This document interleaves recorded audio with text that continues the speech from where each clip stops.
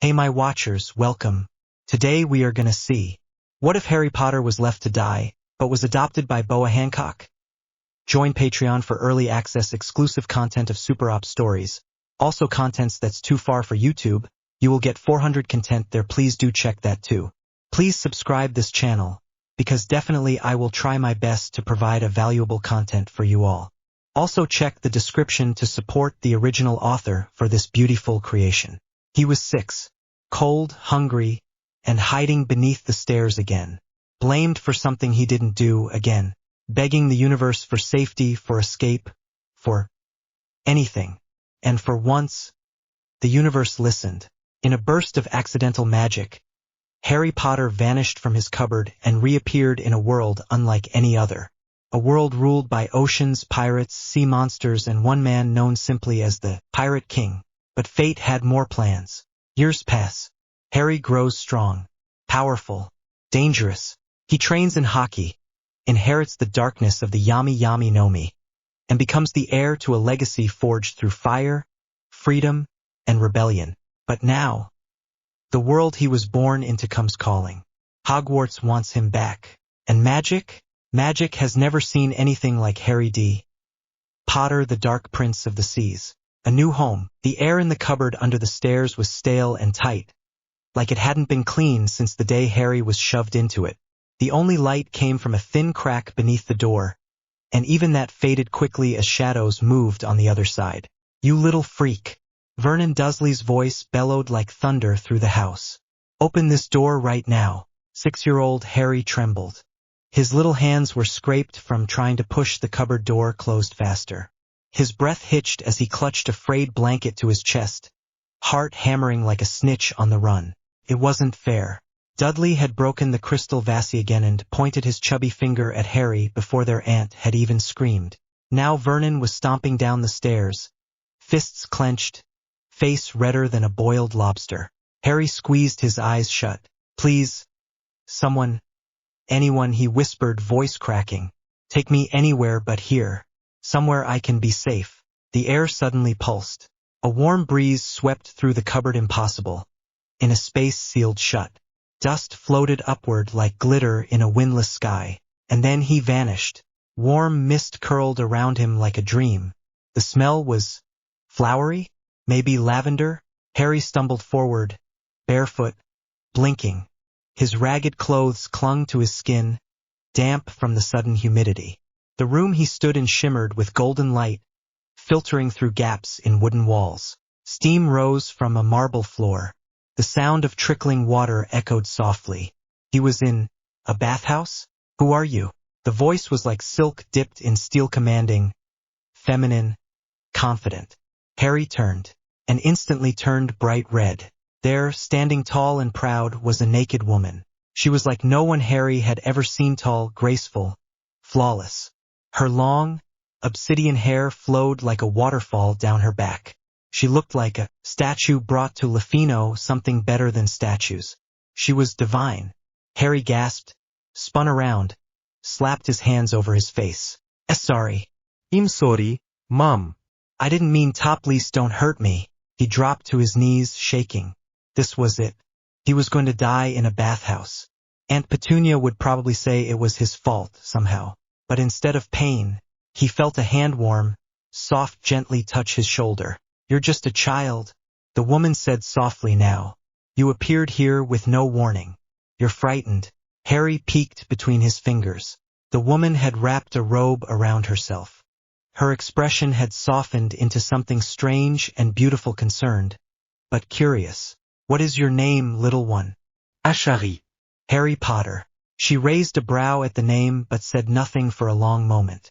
Then, surprisingly, she knelt before him. She looked at him more closely now. At his bruises, his too thin arms, his frightened green eyes. You were crying for safety, and the world brought you here. To me. Her lips curled upward ever so slightly. How curious. Wrapped in a thick towel and holding a cup of warm tea nearly the size of his head, Harry followed quietly behind the tall woman through a palace of white stone and gold trim. He felt tiny in the halls, like he'd stepped into the dream of a fairy tale, where every surface sparkled and the air smelled like flowers and spice. and somehow kind. She led him into a grand bedroom with towering windows, a four-poster bed with silk curtains, and a balcony that overlooked the sea. "Sit, child," she said softly, gesturing to a long velvet couch beside a fire. Harry obeyed, holding the cup tightly in his trembling hands. Harry hesitated. "London. To live in a place called Surrey. In England. That's in Great Britain. I've never heard of those islands. London. England. They do not exist in this world." What? "You are on Pirate Island. My husband, Monkey D. Luffy, and I rule this land as its king and queen. This is the heart of the new world." Harry's eyes widened. He ran to the window, stood on his tiptoes, and looked outside. What he saw didn't make sense. A vast, sprawling island, dotted with enormous palm trees, bustling pirate ships, and towers built from coral and steel. Flags bearing a grinning skull fluttered proudly in the sea breeze. There were people in strange armor, giant sea creatures, even a woman flying overhead on a cloud made of lightning. "What is this place?" Harry whispered. "Why were you living with your uncle?" Harry flinched. I don't have anywhere else to go. My parents died when I was a baby. The Dursleys, that's my uncle and aunt, they took me in, but..." He stared at the floor. "They hate me. They always said I was a freak, that I wasn't normal. They make me sleep in a cupboard and..." He stopped. His throat clenched. "They made you sleep in a cupboard?" She repeated, voice low, dangerous. "If I ever see this uncle, I will break every bone in his miserable body." Harry looked up, startled. How could they treat a child this way? "You were crying out for safety, and the world delivered you here. It listened to your pain." She stepped closer, looking down at the trembling boy. "I may not know your world, Harry Potter, but I know cruelty, and I know love." Then, without another word, she knelt down and hugged him. Not gently, not like someone being polite, but fiercely, protectively. Harry froze. Then, slowly, hesitantly, he hugged her back. Out beyond the palace walls, the moonlight glinted off the ocean. And for the first time in his life, Harry felt warm.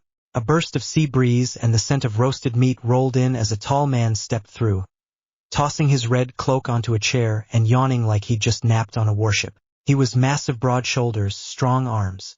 His unbuttoned black vest revealed a powerful chest, and a huge X-shaped scar stretching across it, like it had been carved by a monster. He looked about 22, young, yes, but hardened by battle. Monkey D. Luffy, the Pirate King, was home. His dark eyes landed on the small boy sitting beside his wife. "Who's the kid?"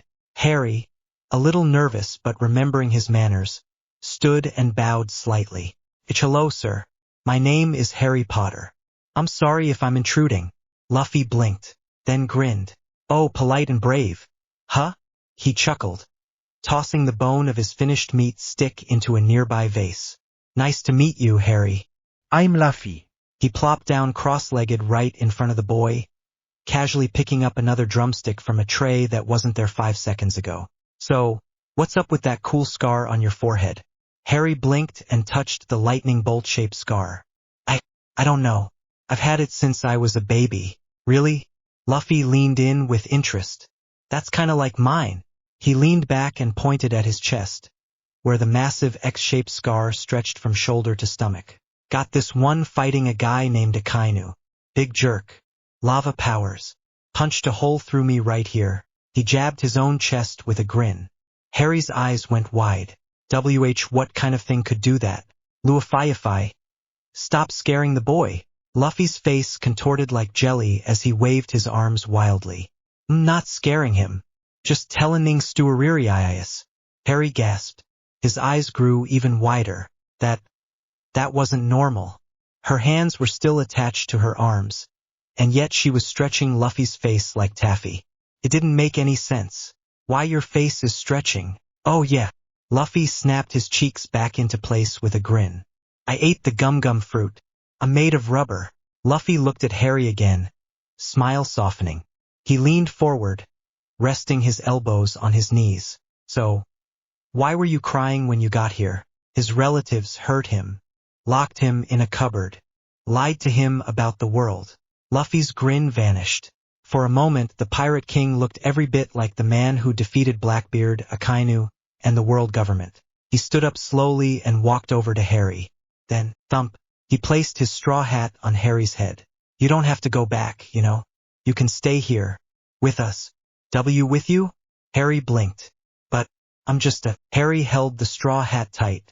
For the first time in his life, someone had offered him a home. And not just anyone. The Pirate King himself. After a good meal, a hot bath, and a fresh change of clothes, Harry followed Luffy through the grand inner halls of Pirate Island Fortress. Outside, he had already seen the impossible. Ships the size of castles docked at coral-shaped harbors. Flying islands tethered to chains in the sky. Sea kings swimming in lazy loops around the island like guard dogs. But now, he was about to meet Luffy's inner circle. The doors opened with a thunderous creak. Outside, the courtyard buzzed with life. At least 100 pirates were there, some armored, some drunk, some playing instruments or arguing over bounties. But 11 figures turned toward Harry. Luffy stepped forward and slapped Harry gently on the back. Everyone, this is Harry. He's part of the crew now. Ha! Came a collective yell from the pirates, followed by laughter, clapping, and some drunken cheers. Roronoa Zoro. The first to step forward was a tall man with 3 swords, a long green coat, and a permanent scowl. TCH. Another brat. Huh? Then Zoro smirked. You better be stronger than you look, kid. But if the captain brought you here, you've probably got guts. Harry felt something cold and sharp brush his neck and realized one of Zoro's swords had moved without him seeing it. I'll try not to disappoint, sir. Zoro snorted. Don't call me sir. I get enough of that from idiots who want a duel. Nami and Zeus. The next was a curvy woman in an orange top, spinning a golden baton. Floating beside her was a smiling thundercloud. You're cute. Welcome aboard, sweetheart, Nami said sweetly. Thanks, ma'am, Harry replied. Call me Nami. Or if you find any treasure, Mistress Nami the Great. Zeus hovered over and said cheerfully, I'm Zeus. Want me to zap someone for fun? And oh, Harry said quickly. Luffy whispered, by the way, she ate the soul fruit. She can rip out souls now. Harry turned pale. Sanji pudding. Sanji approached in a classy black suit, puffing on a cigarette, hearts in his eyes. Oh, a new face. Do you want cake? Candy? Girls? Homansi. Clang. His wife, Pudding, had materialized behind him and smacked him across the head with the legendary frying pan of death. Stop corrupting children. Sanji collapsed into a twitching heart-eyed heap. Pudding smiled sweetly at Harry. Don't mind him. He means well. I'll make you chocolate later. Okay? Harry nodded fearfully. Usopp, I'm the great warrior Usopp, sniper of legends, he declared, flexing dramatically. Don't worry, Harry, I'll protect you from 10,000 enemy ninjas. There are ninja pirates? Probably. Chopper. I'm Chopper. I'm a doctor. And a reindeer. And also I can punch really hard. He transformed into his hulking guard point form briefly, causing Harry to gasp. You're so cool. Chopper blushed. Don't say that so easily, you idiot. Robin. She knelt gracefully, smiling with curiosity. It's good to have you here, Harry. You've got interesting energy. Harry stared.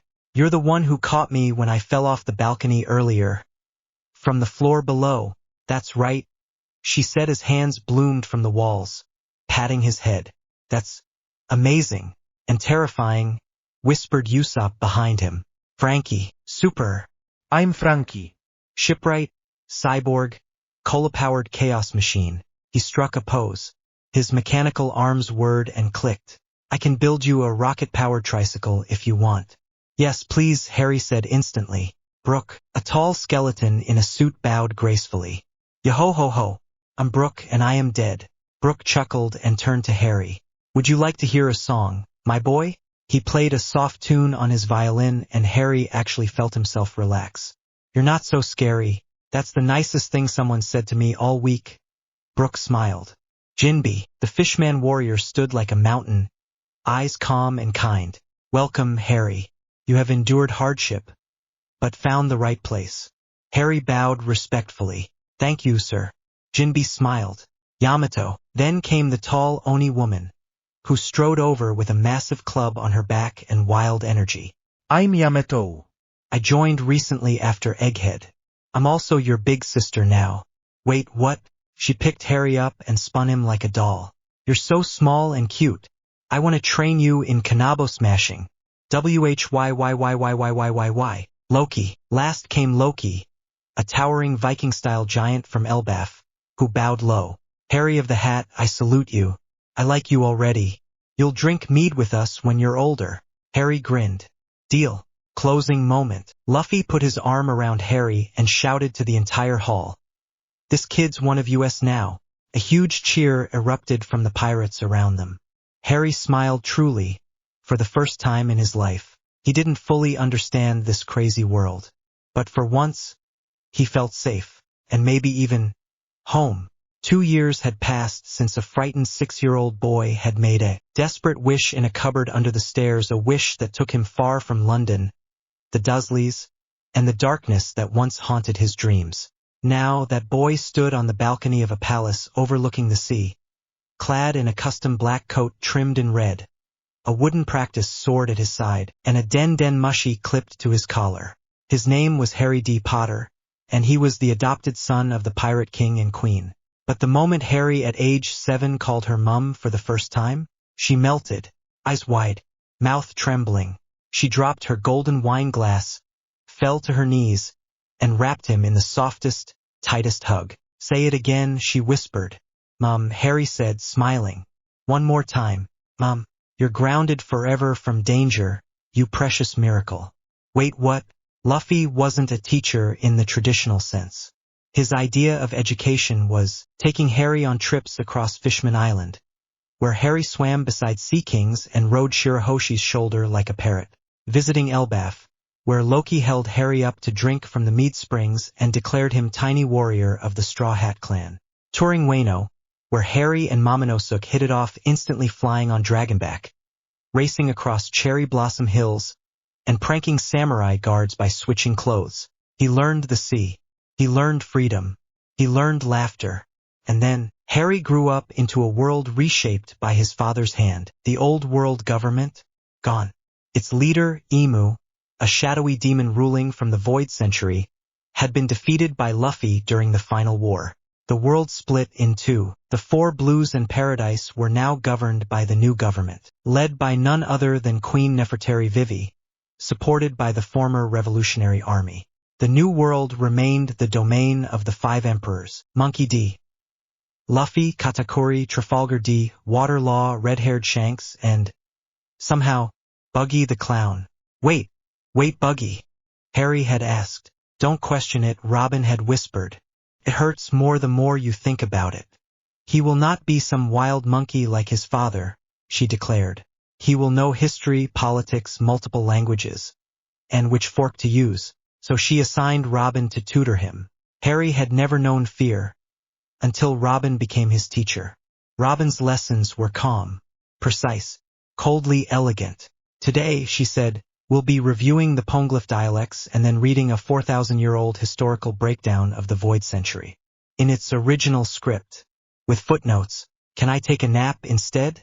Harry asked, hopeful. "Yes," she smiled. "An eternal one if you fall asleep again in my class." Harry sat straighter than Zoro's sword. He loved Robin. She was patient, clever, kind, but she was also terrifying in a way only a real academic could be. While Robin drilled knowledge into his brain, the rest of the crew took turns training Harry. Zoro taught him sword basics blindfolded. Sanji trained his reflexes by dodging frying pans thrown by Pudding.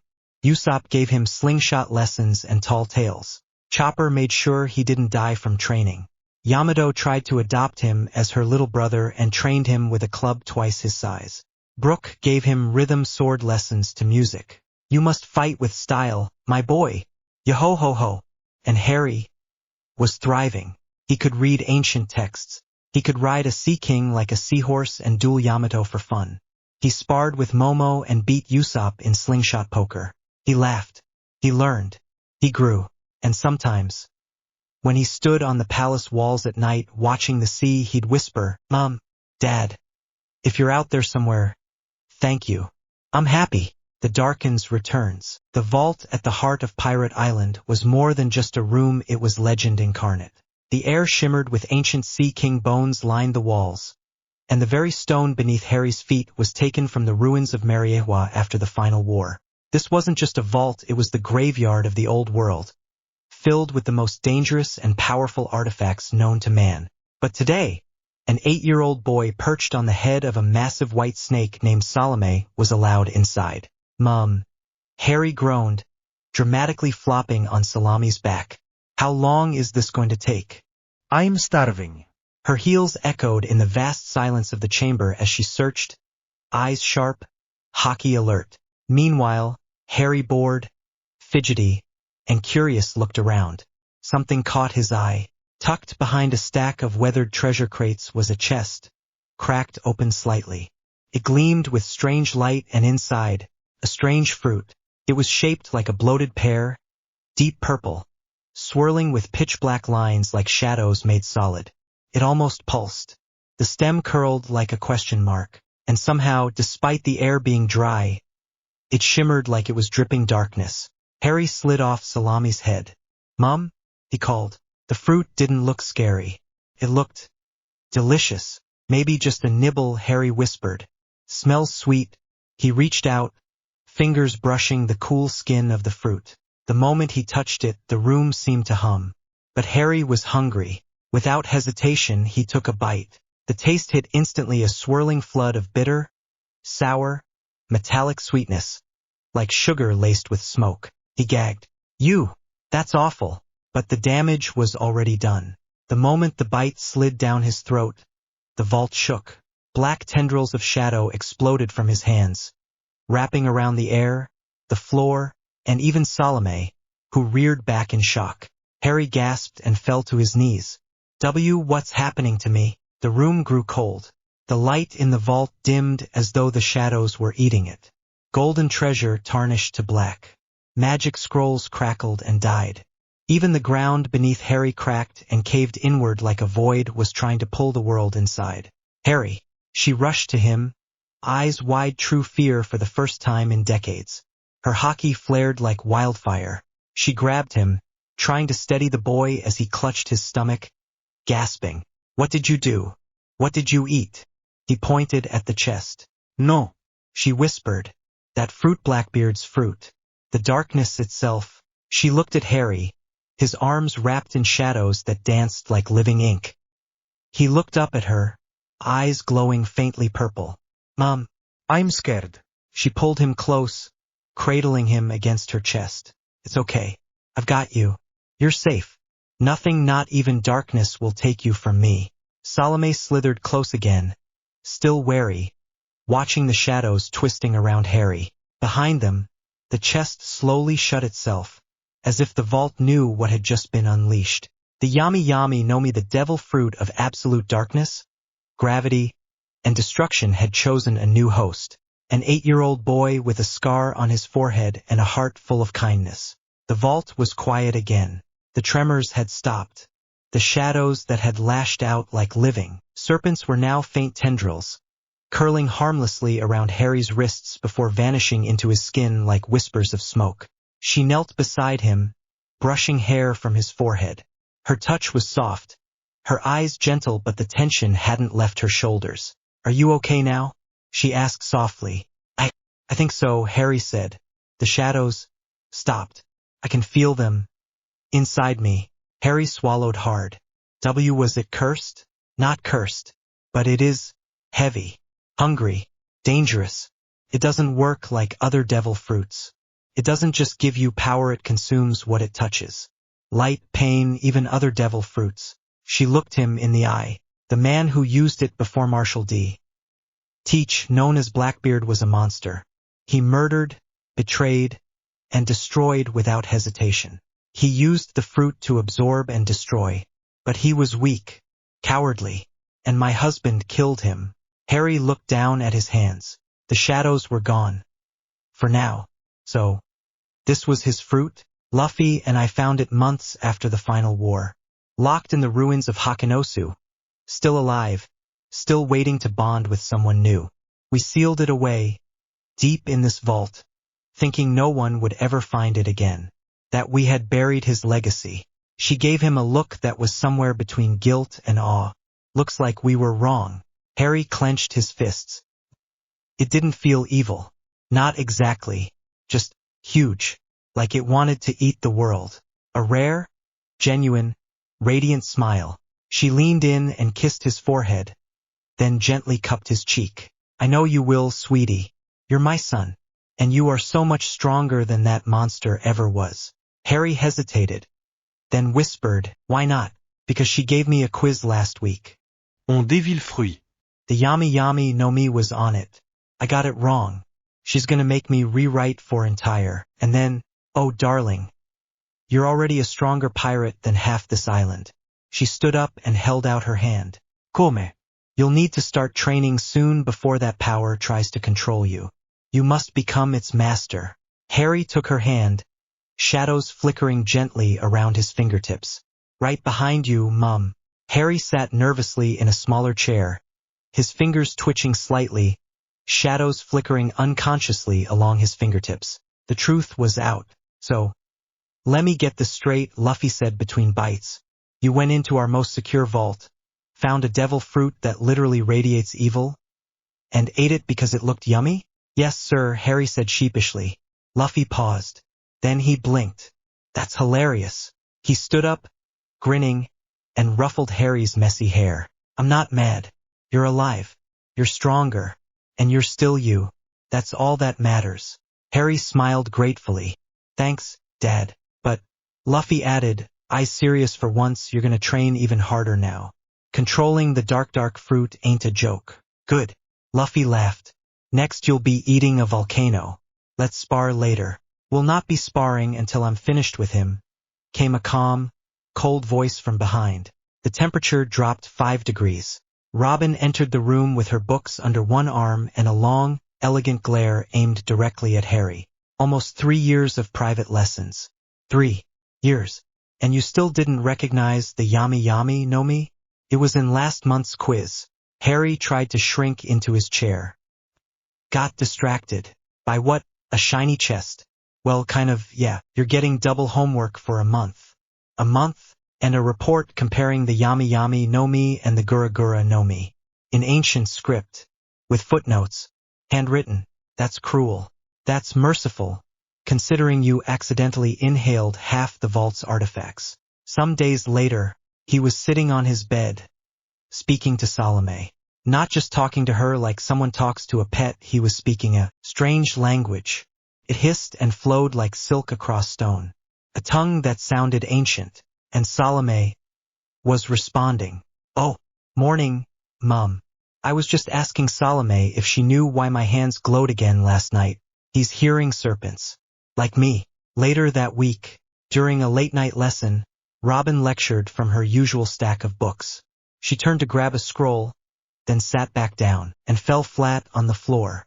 The chair had moved. Robin looked up, stunned, then glared at Harry, who sat innocently with a twitching shadow trailing behind his foot. Not word, she growled. Mum's the word, Harry said, trying not to laugh. Luffy's idea of training was brutal. He had Harry drag Sea King Bones up a cliff. He threw cannonballs at him and yelled, absorb them or dodge. Once, he had Zoro and Yamato attack Harry in shifts to build stamina. When Harry finally collapsed on the training field couch, drooling in exhaustion, Luffy, you trained our son like Garp trained you? Yeah. Isn't it great? He's already tougher than half my officers. He's 8. He's almost 9. That is not better. And yet, the results spoke for themselves. At almost 11, Harry D. Potter could use armament hockey to coat his fists and absorb direct cannon fire. Detect presence and emotion through observation hockey at mid-range. Use the Yami Yami no Mi to summon darkness, pull in objects, and crush barriers. The sun blazed over Pirate Island, casting golden light across the towers, docks, and vast palaces that had become Harry D. Potter's home. It was a day of celebration. Harry stood at the top of the Grand Plaza, just below the towering pirate flag. His coat was tailored from Wano silk and Eni's lobby leather, a gift from Robin. His boots were fishman-crafted, a gift from Jinby. A pair of custom dark-tinted goggles rested on his forehead. Frankie said they were for max coolness. And behind him stood the two most powerful figures in the world, his father, Monkey D. Luffy, Pirate King, grinning as usual and biting into a roast boar. The Straw Hat officers had outdone themselves. Brooke performed a violin solo on top of a floating cake. Zeus lit up the sky with lighting-shaped happy birthday clouds. Sanji and Pudding unveiled a 12-layer chocolate and meat cake to please both Harry and Luffy. Zoro slept in a tree nearby, claiming he was guarding the party. Chopper was riding a cannon that only shot glitter. Usopp claimed that today, Harry would unlock King Hockey level 1000 just from turning 11. I hope I don't, Harry had muttered. That sounds painful. But the truth was Harry was happy. Genuinely, deeply happy. He was surrounded by pirates, misfits, warriors, and monsters who had become his family, who had trained him, protected him, and taught him to be strong. And for once, he wasn't the scared little boy in a cupboard anymore. From Nami. A treasure chest with a map that led to a different treasure chest, which turned out to contain another map, which led to a pouch of gold and a handwritten note that said, "The real treasure is knowing how to find it. Happy hunting, kiddo." Nami. From Yamato. A training spear that sparked with hockey every time he touched it. Now you can hit stuff harder.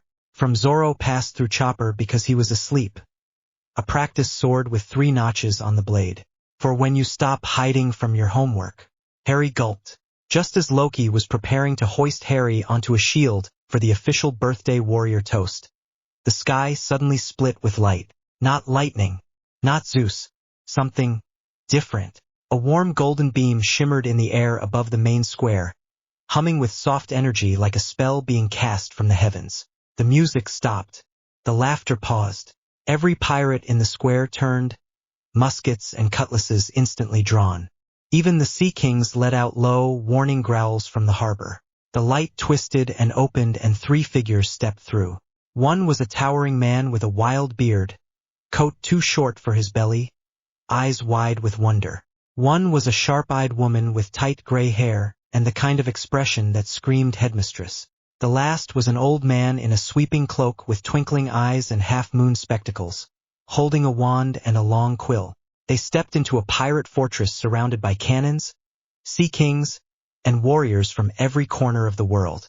And directly in front of them, 100 pirates leveled swords and guns at their faces.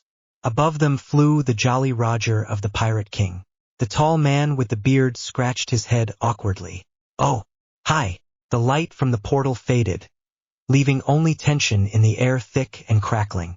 3 figures stood in the center of a hostile plaza, surrounded by pirates, monsters, and warriors. Swords gleamed, cannons creaked. Even the air tasted like danger. But it wasn't the weapons that made them freeze. It was who they were looking at. A tall, striking woman with flawless ivory skin and long black hair stood at the front. She wore a crimson cape, gold-trimmed heels, and had a glare that could melt stone. A massive white serpent, larger than any creature they'd ever seen outside of maybe a Norwegian ridgeback, was coiled beside her, hissing lazily, its golden eyes fixed on the newcomers with hunger. "Is that a snake?" McGonagall whispered. In the air above them floated a storm cloud, cackling with living lightning. Riding it was another woman, a fiery redhead in a bikini top and black cloak, sparks of thunder running through her wild hair. She was laughing. "Oh, new people. Think they brought cake?" Lightning snapped dangerously behind her. "We're souls." A green-haired swordsman, shirtless, sat lazily on a barrel. Except he had 3 swords, one in his right hand, one in his left, and one in his mouth.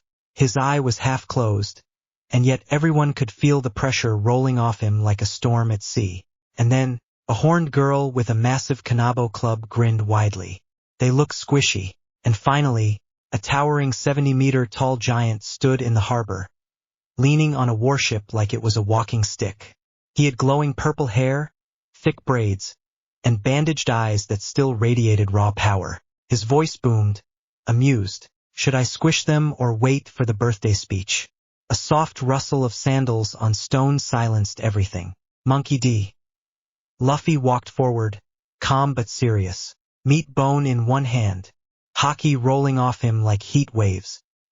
He stood directly between the Hogwarts visitors and Harry, smiling lazily but with an edge sharp enough to cut steel. Who are you? Luffy asked. And what are you doing at my son's birthday? The older man stepped forward, long beard flowing like a wizard out of myth. He raised both hands peacefully and bowed slightly. Greetings. We come in peace. Allow me to introduce myself. I am Albus Dumbledore, headmaster of Hogwarts School of Witchcraft and Wizardry. He gestured to the stern woman beside him. This is Professor Minerva McGonagall, deputy headmistress and transfiguration expert. Then to the large man. And this is Rubeus Hagrid, keeper of keys and grounds at Hogwarts. We are here for— He paused, then pointed past Luffy. Him. All eyes turned to Harry. He blinked. Wait. What? The moment Dumbledore pointed, something shifted. She walked slowly toward them. McGonagall, who had once stared down Death Eaters, flinched. You are here for my son? She asked, voice like glass wrapped in silk. Did he ask for you? Raised by our hands. Trained by my husband. Loved by me.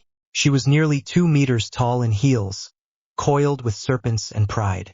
Her tone turned icy. If you intend to take him, this will be awkward. You're a wizard, Harry. Dumbledore stood across from them, hands folded peacefully, his expression calm but serious. Allow me to explain, he said gently. Luffy casually waved at him. Harry, Dumbledore began softly, you were born to a pair of remarkable people, James and Lily Potter. They were powerful wizards. Heroes. They died protecting you from a dark sorcerer named Voldemort. Harry blinked. They were wizards? And so are you. The words struck like thunder. Everything seemed to slow. The voices around the plaza faded. Only Dumbledore's next sentence echoed in Harry's ears. You were accepted into Hogwarts School of Witchcraft and Wizardry. A place where you would be trained, guided, where you belong. Harry's breath caught. Magic, parents who were heroes, a school that wanted him. But then, Harry looked down at the ground, fists clenched. Then why was I living in a cupboard? Why was I being screamed at? Locked up? Starved? Hated? He stood up, voice rising. If I was magical, and my parents were so amazing, why did I grow up with them? Why did no one come for me? Dumbledore's gaze dimmed. His voice turned quiet. Because I left you there. They were your only remaining blood relatives. Dumbledore continued. A protective charm, sealed by your mother's sacrifice, would only remain if you stayed with them. So you just left me? Harry whispered. Dumbledore nodded. Slowly. I believed it would protect you. A low hum filled the air. The ground beneath Harry's feet trembled. A soft pulse like a heartbeat echoed through the plaza. Darkness began to coil out of Harry's hands, curling around his legs, dancing up his arms like shadowy fire. The festive torches flickered. The air grew cold. Blimey, Hagrid muttered, backing up. What in Merlin's beard? That's not normal magic, McGonagall said sharply. Something older. He's not casting it. It's part of him. Robin stepped forward from the crowd. Eyes narrowed. He's reacting to pain. The Yami Yami no Mi is amplifying his emotions. Salome hissed softly and slithered closer to him protectively. Luffy put down his meat, stood up and walked to his son. He didn't flinch as the shadows licked around him. He placed a hand gently on Harry's shoulder. Hey, that's enough. But it's okay to be angry. But don't let that power twist you. You control it, just like you control who you are. The darkness stopped. It didn't vanish, but it pulled inward, like a beast curling to sleep beneath the skin. Harry took a breath. I don't know what to feel. Dumbledore looked at the boy who had once been the wizarding world's chosen one. Now cloaked in shadows, flanked by pirates, loved by warriors, and stronger than anyone expected. He nodded. A conversation, then. That would be best. As the group sat around the massive table, sharing food and awkward glances, Harry finally said, You said Hogwarts is a place where people like me belong? Yes, Dumbledore said.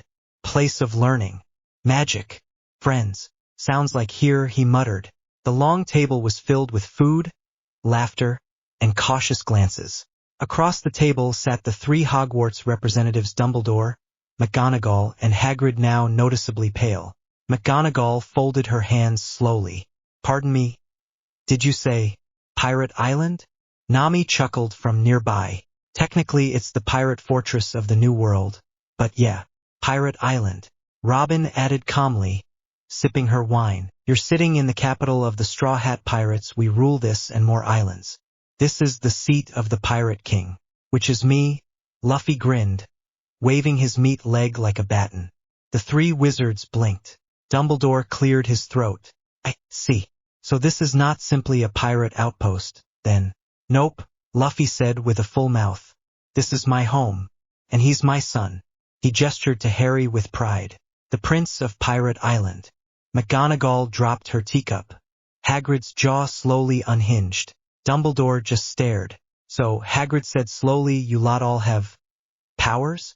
Special ones? Yup, Luffy said casually. Here, I'll show ya. He stood up, cracked his neck, and his body suddenly shifted. Muscles rippled. His sandals lifted off the ground. His hair turned wild and white, and a blazing aura of divine energy exploded around him. The air warped. The ground shifted beneath his feet like rubber. A drumbeat began to echo faintly in the background. Luffy had entered his gear fifth form, the power of the Nika Nika no Mi. This is what my fruit does, he said with a grin. I ate the Nika Nika fruit. Model. Sun God. I can turn my body into rubber and do whatever I want, as long as it's funny. You're a god? Hagrid said, eyes wide as dinner plates. Sorta, Luffy shrugged. Luffy pointed across the table. My navigator Namish's got the soul fruit now. She can steal souls, create homies, and control the weather. Pleasure, Nami said sweetly. Lightning cackled behind her. Our scholar Robin's got the Hana Hana no Mi. She can grow arms, legs, or eyes anywhere she wants. Even out of you. Robin smiled with calm menace. Would you like a demonstration? The wizards shook their heads violently. And Harry, Luffy turned proudly to his son.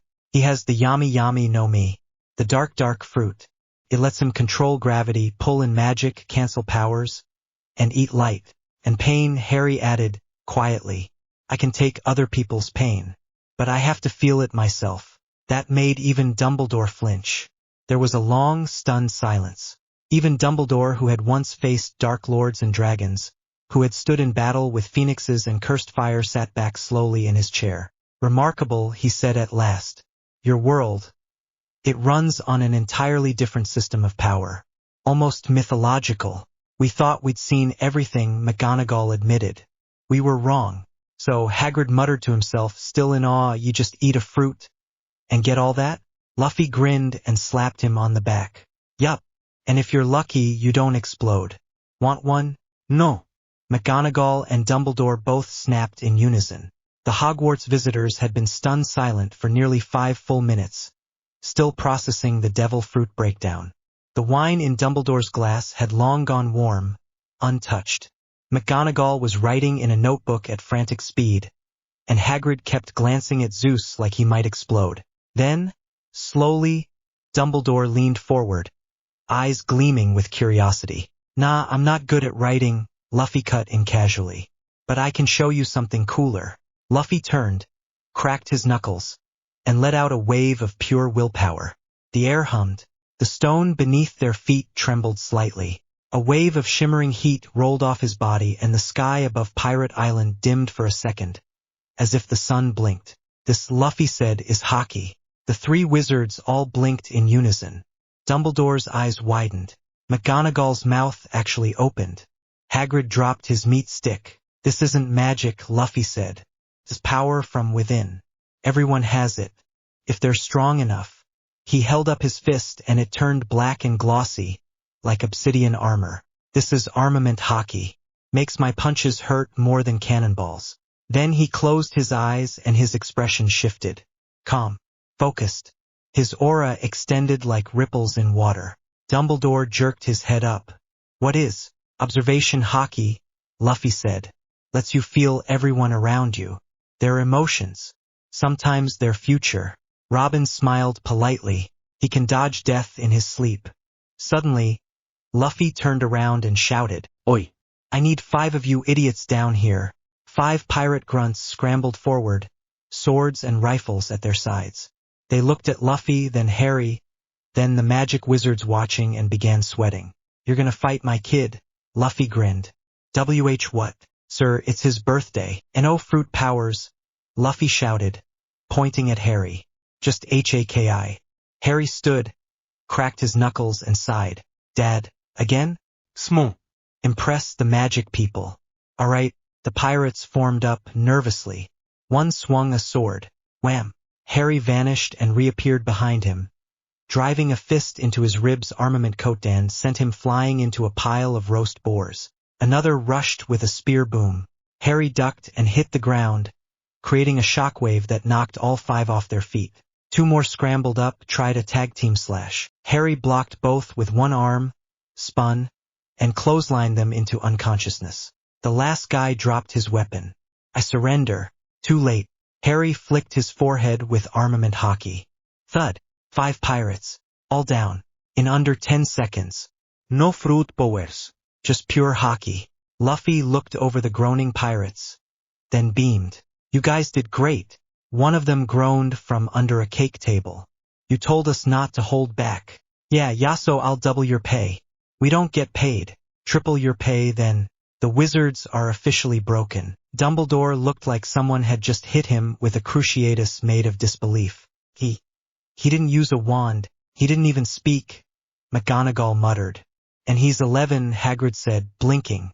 Luffy flopped back into his seat, grinning. That's my boy. Harry sat down again, casually sipping his juice. The shadows around him twitched calm, controlled. He looked at Dumbledore. Still want me to go to wand school? The dust had settled. The 5 pirates had been carried to the infirmary with triple pay vouchers, and Harry now sat calmly with a plate of cake, sipping juice through a shark-shaped straw. Across from him, Albus Dumbledore stood once again, still collecting the fragments of his mind after watching an 11-year-old obliterate 5 pirates with glowing fists. He cleared his throat politely. Despite the impressive martial display, young Harry is still quite welcome at Hogwarts. He smiled gently, even if he could, say, punch through a stone wall. McGonagall muttered under her breath. Or a building. Oh no, he is not. My son is not going to some foreign world to be attacked by magical curses and evil warlocks. He's only 11. She turned to him with narrowed eyes, ready to marrow the next word out of his mouth. Look, it explains stuff, Luffy said, pointing at Harry. The weird things that happened when he was little, the vanishing, the floating plates, the lightning when he was angry, that was magic. He's not just a devil fruit user, he's also a wizard. You think so? Yeah, Luffy nodded. And that school? It's where other magic kids go. He'll learn new things. Stuff we can't teach. Harry looked up, curious. Like wand spells? Dumbledore nodded. And potion making. Magical history. Defense. Transfiguration. And can I punch through walls there? McGonagall winced. Technically, yes. But we strongly discourage it. Dumbledore clasped his hands. Hogwarts is the safest place in our world, Harry. Ancient enchantments, staff who care. You'd have a room, food, protection, and during holidays you can return home for winter and summer break. Luffy clapped. See? You'll still come back. And you'll make friends your age. Harry looked thoughtful. She crossed her arms. He's still too young. Then something clicked. She turned her eyes to McGonagall slowly. Does your school take donations? McGonagall blinked. Well, yes, though it's not necessary. They're voluntary. It simply grants you a voting position on the board. She disappeared in a flash of pink light and reappeared moments later with 4 massive treasure chests, each overflowing with gold, rubies, sapphires, and perfectly cut diamonds. They hit the floor with a thunderous clang that rattled the banquet table. Will this do? She asked calmly. Luffy froze, staring at the treasure, then gasped dramatically. Dumbledore quietly removed his hat and muttered a spell under his breath that sounded suspiciously like a stress ward. Yes, that would more than suffice. Would you like an official title on the school board? Luffy grumbled. We've created a demon. Robin sipped her tea and whispered, correction. You married one.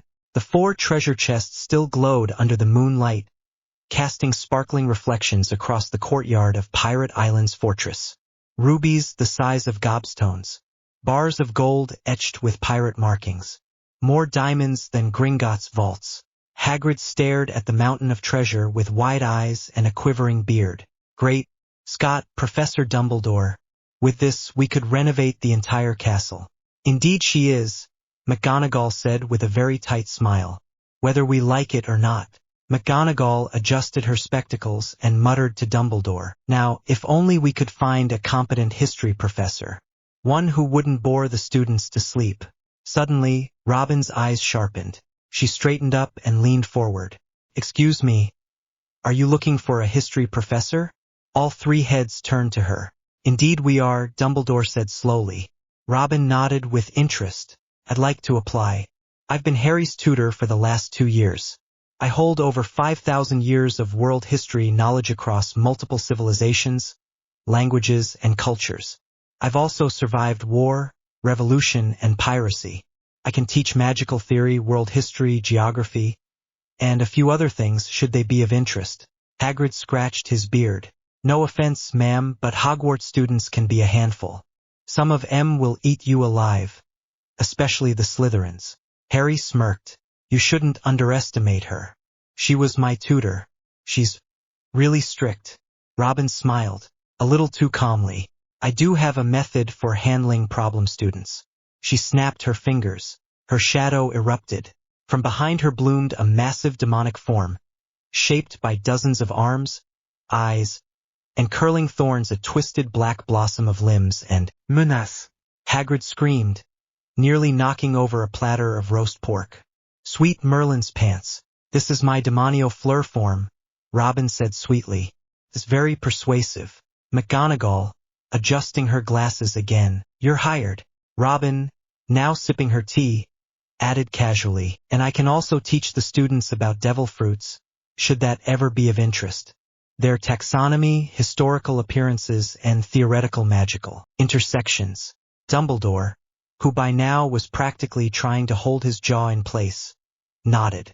Very well. You'll be listed as a guest professor, effective this fall. Dumbledore turned to Harry and his family. However, for this to be official, certain procedures must be followed. He stood and straightened his robes. Luffy tilted his head. That's like the Marine HQ of your world? If they insult my son, I turn them to stone. Let's try not to do that, McGonagall added quickly. Robin folded her arms with a smirk. I'd love to see what your ministry has in its archives. 2 days had passed since the wizards from Hogwarts had left Pirate Island. During that time, Robin was a woman on a mission. She had secluded herself in one of the fortress's quiet towers, a private chamber usually reserved for intense war planning or treasure cataloging. Now, it was filled with scrolls, parchment, and magical history books from the wizarding world. Harry, meanwhile, grinned wide. Robin sat cross-legged on a pile of cushions, flipping rapidly through a thick leather-bound tome titled A Concise History of Hogwarts, From Founders to Fiends. Her fingers tapped the edge of the page as she read aloud. Godric Gryffindor, famed for his bravery and swordsmanship.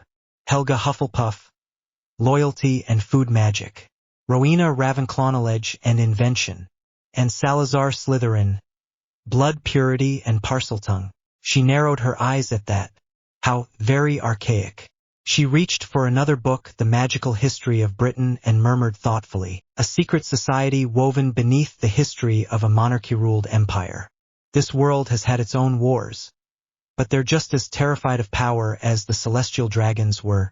She smirked as she scribbled notes onto a fresh scroll. Comparison of wand magic and devil fruit-based powers, global magical suppression across cultures. Magical creatures versus grand line species. Integration of armament and observation hockey into magical dueling theory. These children won't know what hit them.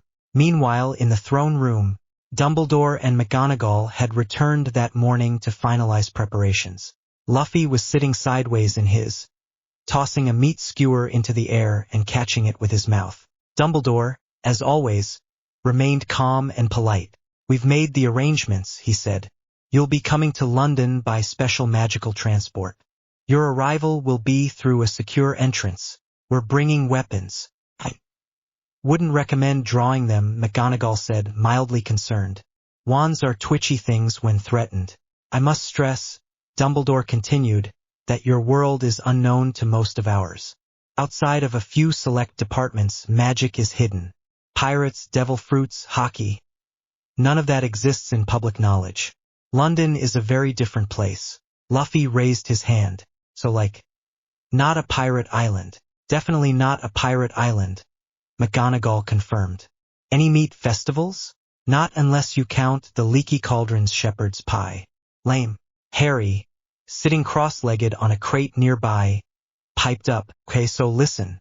London has cars, big metal things that move fast. Don't punch them." Luffy frowned. "Why not? I only turn perverts into stone." He turned to Luffy.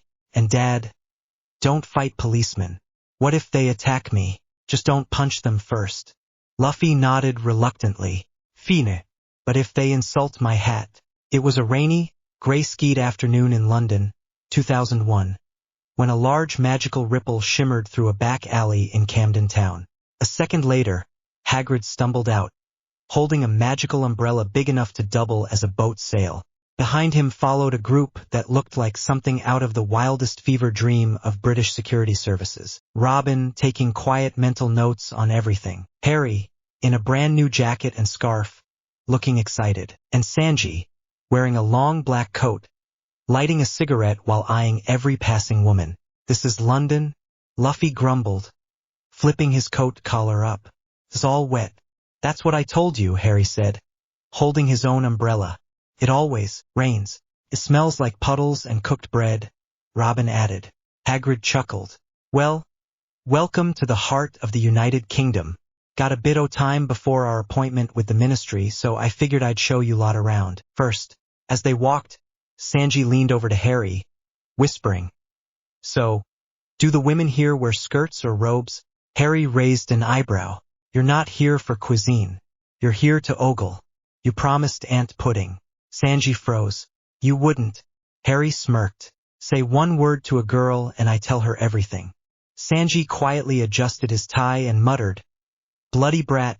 The group wandered through the streets, dodging umbrellas and double-deckers, until Luffy came to a dead stop outside a small fish and chips shop with steam fogging up the windows. "What is that smell?" Hagrid blinked. "Oh, that's fish and chips. Classic London food. Fried fish, thick chips, bit o' vinegar."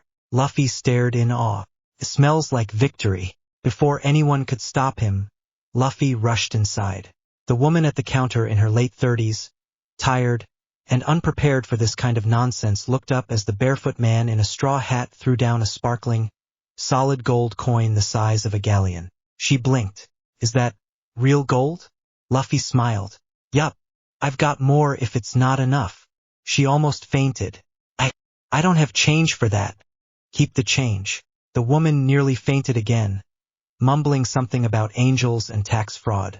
By the time the group left the shop, Luffy was happily munching fried cod, and Sanji had stolen a menu for research. Robin had already bought 3 guidebooks and a London map. Harry looked around the city with wide eyes, watching the cars, the crowds, and the lights. "It's so weird seeing this again. But now I get to show it to my family." The rain had settled into a gentle drizzle as Hagrid led the group through central London, passing crowds of businesspeople and tourists who barely noticed the strange band of individuals around him. A quick disillusionment charm cast by Hagrid helped dull the more glaring pirate aesthetic. Harry, walking in stride beside Luffy and Robin, was glued to the pamphlet in his hand, the Hogwarts supply list. "Where am I supposed to get all this?" he asked. "Cauldrons, wands, robes, potion kits?" Hagrid grinned, his beard catching raindrops like moss. "I'll show ya soon enough, Harry. First, a bit of sightseeing while we wait." As they rounded a corner, a massive white building appeared behind black gates. Majestic, symmetrical, and lined with royal guards. Hagrid pointed. "That's Buckingham Palace. That's where the Queen lives." Robin tilted her head. Hagrid chuckled. Well, Queen Elizabeth is no ordinary monarch. Some of her family members are wizards, been that way for generations. She's one o' the few muggles who knows the full truth about the wizardin' world. Helps protect Hogwarts, she does, from prying eyes and nosy governments. The Queen knows about Hogwarts? Harry said, stunned. Luffy whistled. That lady must be strong. Not in the fightin' sense, Hagrid replied, but she's powerful in influence. One word from her and half the world listens. Respect, diplomacy, and wisdom, those are her weapons. Robin made mental notes again. A hidden monarchy entwined with magical bloodlines. Fascinating. I wonder how many political decisions were influenced by secret wizards. Sanji, on the other hand, was just hoping they'd pass a bakery. Harry, meanwhile, stared at the palace, eyes full of something new pride. So, not all muggles are clueless. That's kinda cool. Harry pulled the crumpled parchment back out. I still don't know what half this stuff even means. Like, what's a pewter cauldron? And what size wand do I need? Hagrid smiled warmly. Don't worry, Harry. All your questions will be answered at Diagon Alley. Luffy blinked. Or a type of curse. Hagrid laughed. Nah, it's just a market. A hidden one. A whole street made just for wizards and witches. Magic shops, bookstores, wand makers, pet shops, the works. That's where you'll be getting everything you need for school. Harry grinned. Well, what are we waiting for? Just around the corner, lad. And be ready. It'll be like nothing you've seen before. Robin muttered, I'd like to see anything top Pirate Island. But I'll keep an open mind. The rain had lightened to a mist as Hagrid led the group down a quiet side street, into a cozy little cafe tucked between a tailor shop and a bookstore. The cafe was small, with peeling wallpaper and a sign reading Cobb Kettle Tea Scones. It looked normal, too normal. As they entered, a few locals glanced up, then did double takes. A whisper ran through the shop. Is that Harry Potter? A woman gasped and stood. My word, it is him. Harry blinked as people approached him, smiling and politely asking for a handshake. Why are they touching him? Luffy asked, ready to deck someone. Are these fans? Or a cult? Robin murmured, eyes narrowed. Sanji lit à cigarette. TCH. Looks like our boy's already a lady killer. Harry just blushed and smiled awkwardly. Thanks. Nice to meet you. Hagrid gave a sheepish chuckle as he guided them to the back of the cafe. I'll explain everything soon, I promise. They entered a narrow brick-walled corridor behind the kitchen. Hagrid pulled out his pink umbrella, tapped a specific sequence of bricks on the far wall, and, whoosh, the bricks folded away like a blooming flower, revealing. The straw hats stared in stunned silence. Cobbled streets buzzed with life. Wizards in pointed hats bustled past, floating luggage in midair. Owls hooted from shop signs. Brooms hovered in shop windows. Wands sparkled with arcane light. Potions bubbled. Kids squealed at magical sweets. A two-headed lizard in a cage hissed at Sanji. Luffy's jaw dropped. Is this a magic island? Robin's eyes sparkled. Fascinating. The architecture, the enchantments. I want to study everything. Sanji was too busy staring at a potion shop girl in goggles and a corset to comment. As they walked further in, Hagrid pointed to a slightly run-down pub with a crooked sign. The Leaky Cauldron. They've brought the official paperwork for, well, everything. Robin raised a brow. All of it? Guardianship, magical education waivers, residency, teaching certification? Yep, Hagrid sighed. All in one go. It's faster than going through a mountain of red tape. Robin folded her arms. Not what I expected, but efficient. I like that. The group stepped through the Leaky Cauldron's doorway into the shadowy, magical pub where tables were already arranged with ministry officials, a few floating quills, and a ministry scribe who looked like he was regretting his life decisions. Harry whispered to Luffy as they entered, whatever you do, don't punch anyone in a robe. Luffy smiled. Not unless they deserve it. The Leaky Cauldron buzzed with quiet murmurs and floating papers, but Hagrid checked his massive pocket watch with a grunt. The ministry reps'll meet us in an hour, he said, closing the lid with a clank. Perfect. Harry, There's something important I need to show you now. Harry tilted his head. What is it? Hagrid gave him a warm, almost fatherly look. Your real parents, James and Lily, they left you a little sum of money. Not much compared to your mum's jewelcraft and side business, but enough to take care of your needs for years. It's good to know they thought of his future. Even though Luffy and I can give him anything he needs, it's nice he has something of his own. Robin, eyes half-lidded, muttered dryly, just make sure Nami never learns where that vault is. Harry held up his hands, smirking. Wouldn't dream of it. Hagrid leaned in, lowering his voice, his beard brushing the table as he half-whispered. He looked around the table cautiously, then added, I can't say more just yet. It's sensitive. But once we finish our business inside the bank, I'll tell ya. Just keep it between us, yeah? Luffy gave a casual thumbs up, already halfway through a plate of sausages he found. All right, Harry said. Let's go see this vault. The inside of Gringotts' Wizarding Bank was everything the Straw Hats expected and yet nothing like they could have imagined. Marble pillars, black-robed goblins with sharp eyes, and enchanted chandeliers lined the vast lobby. Security was tight, more than a marine base, and the magic in the air crackled like static. Robin murmured, this place is old. Older than Water 7's catacombs. Those guys are creepy, Luffy muttered, eyeing the goblins. One goblin glared at him. We heard that. Soon enough, Harry, Hagrid, and the group were loaded into a rattling, twisting minecart. The cart sped through the tunnels like a roller coaster on rocket fuel. Waterfalls splashed overhead. Bats scattered. At one point, Sanji screamed and clung to Robin, who shoved him off with a stone-faced glare. This is insane. Harry shouted over the wind. This is awesome, Luffy yelled. With a groaning creak, the cart skidded to a halt in front of Vault 687. The goblin inserted a key. The vault opened, and Harry gasped. Gold. Mountains of it. Galleons glittering like dragon hoards. A few family heirlooms glinted among them, a snitch-shaped locket, a photo of his parents, and a sword hilt engraved with the Potter crest. After Harry collected a few pouches of gold, Hagrid waved the group back into the cart. Now I've got business in a special vault. Security's tighter than a dragon's rear end. They descended deeper. The tunnels grew colder. The walls glowed faintly with magic. Robin's eyes narrowed. This is high-level enchantment. They stopped in front of a stone door with no keyhole. No handle, only a runic inscription. This vault holds something called the Philosopher's Stone. Can turn metal into gold and make an elixir of life. Stops a person from dying. That's why it's guarded. Robin's expression darkened immediately. Thank the stars Nami isn't here. Harry blinked. Why? Robin replied flatly, she would have already fought the goblins, taken the stone, and sold it to 5 kingdoms. She scares me sometimes. Luffy laughed. She scares everyone.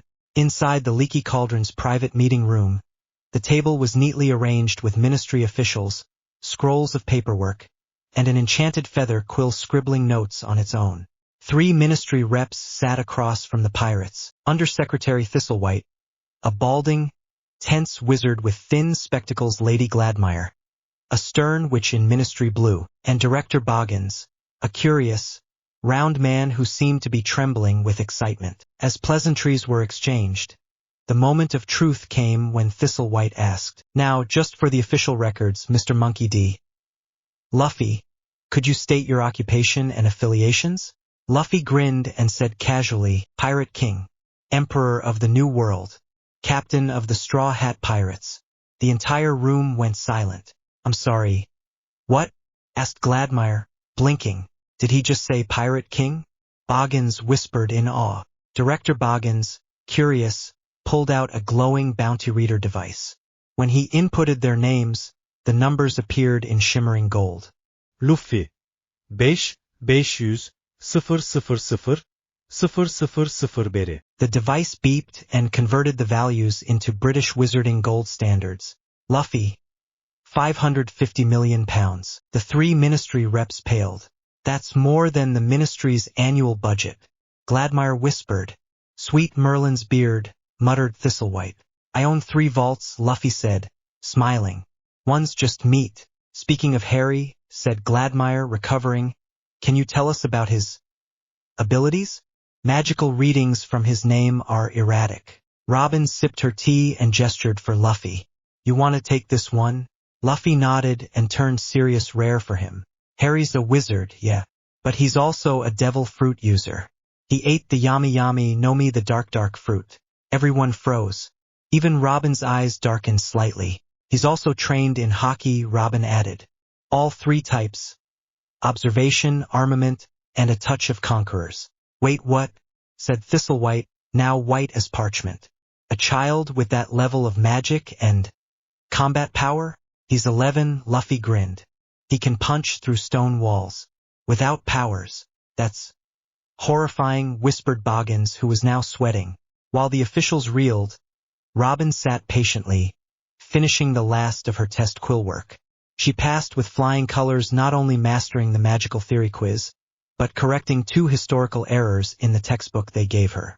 You've passed the exam for magical theory, legal instruction, and wizarding history, Lady Gladmire said, still wide-eyed. That was astonishing. Naturally, Robin said with a light smile, as she took the teacher's robe and prepared to choose her house. She placed her hand on the sorting stone, which shimmered red. Welcome to Gryffindor, Professor Nico Robin. Thistlewhite raised a hand. A Pirate in Gryffindor? Are we absolutely sure? Luffy leaned forward and smiled, not cheerfully this time, but with weight. She's my crew, and trust me, she's a lion at heart. Outside, Harry and Sanji strolled past magical clothing stores, potion shops, and enchanted broom merchants. Sanji, naturally, was drooling at every attractive which they passed. Angel after angel. Have I died and gone to paradise? Sanji, Harry warned, eyeing him carefully. Behave. I am behaving, Sanji said as he adjusted his tie, and tripped over a black cat. A curvy redhead winked at Sanji, and he fainted against a lamp post. Harry just rolled his eyes and pulled out a parchment. I swear, if you don't stop, I'm writing a letter to Aunt Pudding. Sanji instantly snapped back to reality. You wouldn't dare. Try me. The little brass bell above the door jingled as Harry pushed it open, Sanji following close behind. The shop smelled faintly of wood shavings and dust, and shelves upon shelves of narrow boxes stretched all the way to the ceiling. A tall, thin man with silvery hair and wide, curious eyes stepped out from behind the counter. Ollivander? Ah? Mr. Potter. I wondered when I'd be seeing you. You've been quite the topic in certain circles. Harry blinked, unsure how to respond, but Ollivander was already bustling over, plucking a wand from a box. Ollivander, let's start simple. Give this one a wave. Harry did as told, only for a blast of wind to knock a stack of wands off the shelf. Sanji. Geez, Harry, you planning to demolish the whole shop?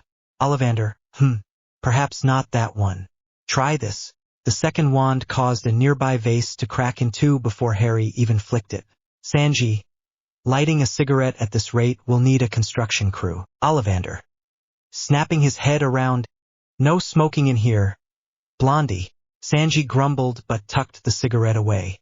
Ollivander, muttering to himself, climbed a ladder to the highest shelf, carefully retrieving a long, dark box. Ollivander, yes, I think this might be the one. He handed it to Harry. The moment Harry's fingers closed around the polished wood, a faint glow pulsed from the wand.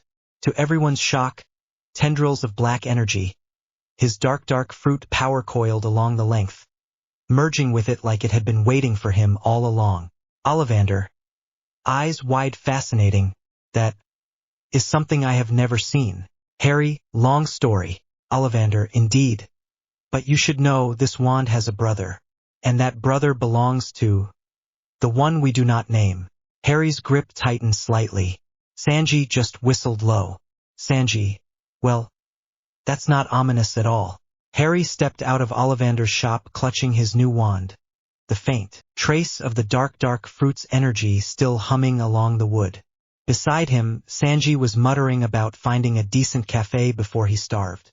Luffy, there you are. Hagrid'll be back in a bit. We'll grab something to eat, then you and Robin will head to Hogwarts by train. Luffy reached over, resting a reassuring hand on her shoulder. Luffy, he'll be fine, and he's gonna have the best adventure of his life. Hagrid, got something for ya, Harry. Thought you might like a companion. Harry's face lit up instantly. Hagrid chuckled and explained as Harry opened the cage to let Hedwig perch on his arm. Hagrid, owls can deliver mail anywhere. And with this he handed Harry a small, glowing crystal. You can send letters to our world through Hedwig. Robin smiled faintly. Robin, somehow, I think the other kids will need protection from Harry first. Hagrid, oh, and one more thing, Professor Dumbledore says to keep your powers in check while you're at school. Harry, grinning, no problem. Probably. The noise of the station was almost deafening. Shouts, train whistles, and the clatter of luggage wheels echoing off the high ceiling. Harry stood with his suitcase in one hand, Hedwig's cage in the other, trying to keep his. Luffy, you've said that 6 times already. Sanji, if you squeeze him any tighter, he'll need a healer before he gets to school. Hagrid, all right, miss, he'll be fine. I'll take you a lot back now. Harry glanced at his ticket, frowning. Harry, platform 9 and 3/4? Is that even a real thing? Robin leaned over to read it herself, tilting her head. Robin, this doesn't seem correct for a normal train. Before they could ponder further, a warm voice drifted over. Come along, boys, straight through now, best not to dawdle. A red-haired woman with several children in tow was moving toward a brick wall between platforms 9 and 10. Harry caught her whispering something about muggles before one of the boys ran directly into the wall and vanished. Harry and Robin exchanged wide-eyed looks. They approached cautiously. Robin, excuse me, would you happen to know how to get to this platform? The woman smiled warmly. Mrs. Weasley, of course, dear. I'm Molly Weasley. First time at Hogwarts, is it? Harry nodded. Mrs. Weasley, it's simple. All you have to do is walk straight at that barrier between platforms 9 and 10. Don't stop, don't hesitate. Her eyes shifted to Robin. Mrs. Weasley, and are you Harry's mother? Robin chuckled softly. Robin? No. I'm the new history of magic professor. Mrs. Weasley blinked in surprise. Mrs. Weasley, a teacher? Beg pardon, but you seem awfully young for a professor. Before Robin could answer, Harry piped up with a grin. Harry, don't be fooled. Mam's a really strict teacher. Robin gave him a sidelong look that promised extra homework if he kept talking, while Mrs. Weasley chuckled. Okay, that is it for this chapter. In the next chapter, Harry and Robin arrive in Hogwarts. Harry meets Ron and Hermione, and the two are scared when Robin and Harry demonstrate their powers on the train. A certain rich boy learns the hard way not to act like an entitled brat in Robin's class. Arrival at Hogwarts. The crowd at King's Cross bustled with noise, luggage clattering, owls hooting from their cages, and the echo of train whistles. Harry clutched Hedwig's cage close while Robin carried a satchel filled with neatly stacked lesson scrolls. They stepped through the barrier together and the sight made Harry freeze. A scarlet steam engine, vast and magnificent, hissed like a living beast. Wizards and witches hurried about in black robes, calling farewells, hugging families. The sign overhead glowed faintly with enchantment. Hogwarts Express departing 11 a.m. Harry's heart hammered. This is it, he whispered. Efficient, she murmured, though rather conspicuous for something supposedly secret. They boarded, slipping into one of the carriages. Harry slid into the seat by the window immediately, pressing his hand against the cool glass. London rushed past in a blur of rooftops and smoke. His reflection stared back at him, not the frightened cupboard child he remembered, but someone new, Harry D. Potter, son of pirates, now stepping into a world of wizards. Robin sat opposite, already opening a book titled Foundations of Magical History. Her expression was calm, unreadable, though Harry knew her well enough to recognize the quiet excitement beneath her composure. For a moment, neither spoke. The train rattled, the scenery shifted, and the unknown future loomed ahead.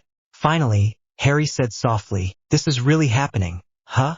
Robin closed her book just enough to meet his eyes. Harry smiled faintly, turning back to the window. "Yeah," he whispered. "I won't forget." The train roared onward, carrying them toward Hogwarts and destiny. The door to their compartment slid open with a faint clatter. A tall, lanky red-haired boy poked his head inside, ears red, eyes shifting nervously. "Ursery. Everywhere else is full. Mind if I sit here?" Robin looked up from her book immediately, her sharp gaze softening just a fraction. She remembered his face from the platform standing beside the warm-looking red-haired woman who had helped them find the barrier. "Of course," Robin said smoothly, closing her book. "Please have a seat. I am Professor Nico Robin, the new History of Magic instructor." Ron froze mid-step. "Professor." His eyes went wide, jaw dropping slightly. "Blimey, you don't look, you look, His voice trailed off as his cheeks went crimson. She was, without question, the most beautiful woman he'd ever seen, and her calm composure only made it worse. Robin smiled faintly, clearly used to such reactions. Harry leaned forward with a grin, whispering just loud enough for Ron to hear, "Don't be fooled. She's the strictest teacher alive. If you're late once, you'll get buried in homework until you cry."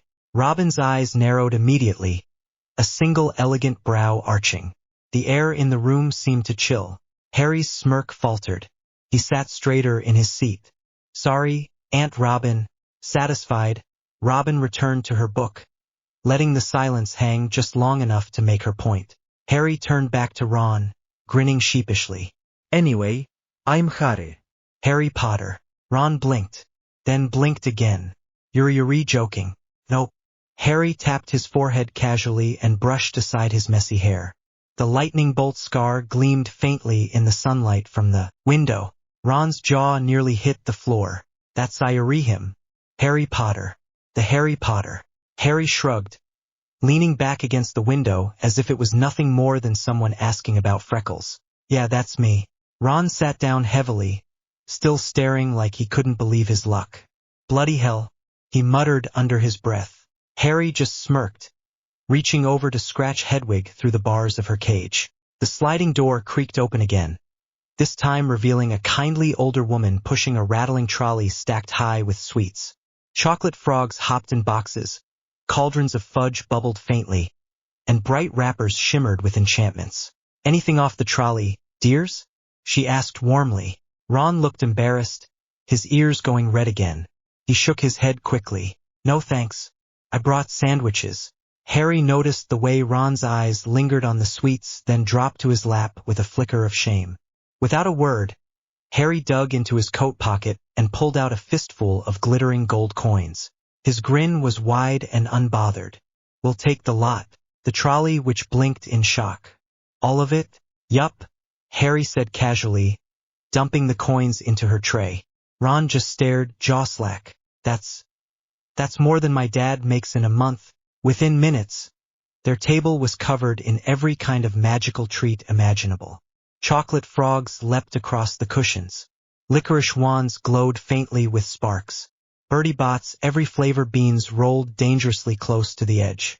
By the time the train rattled past rolling hills, Harry and Ron were both chewing happily, laughing at the bizarre flavors. "Careful with those beans," Ron said between bites.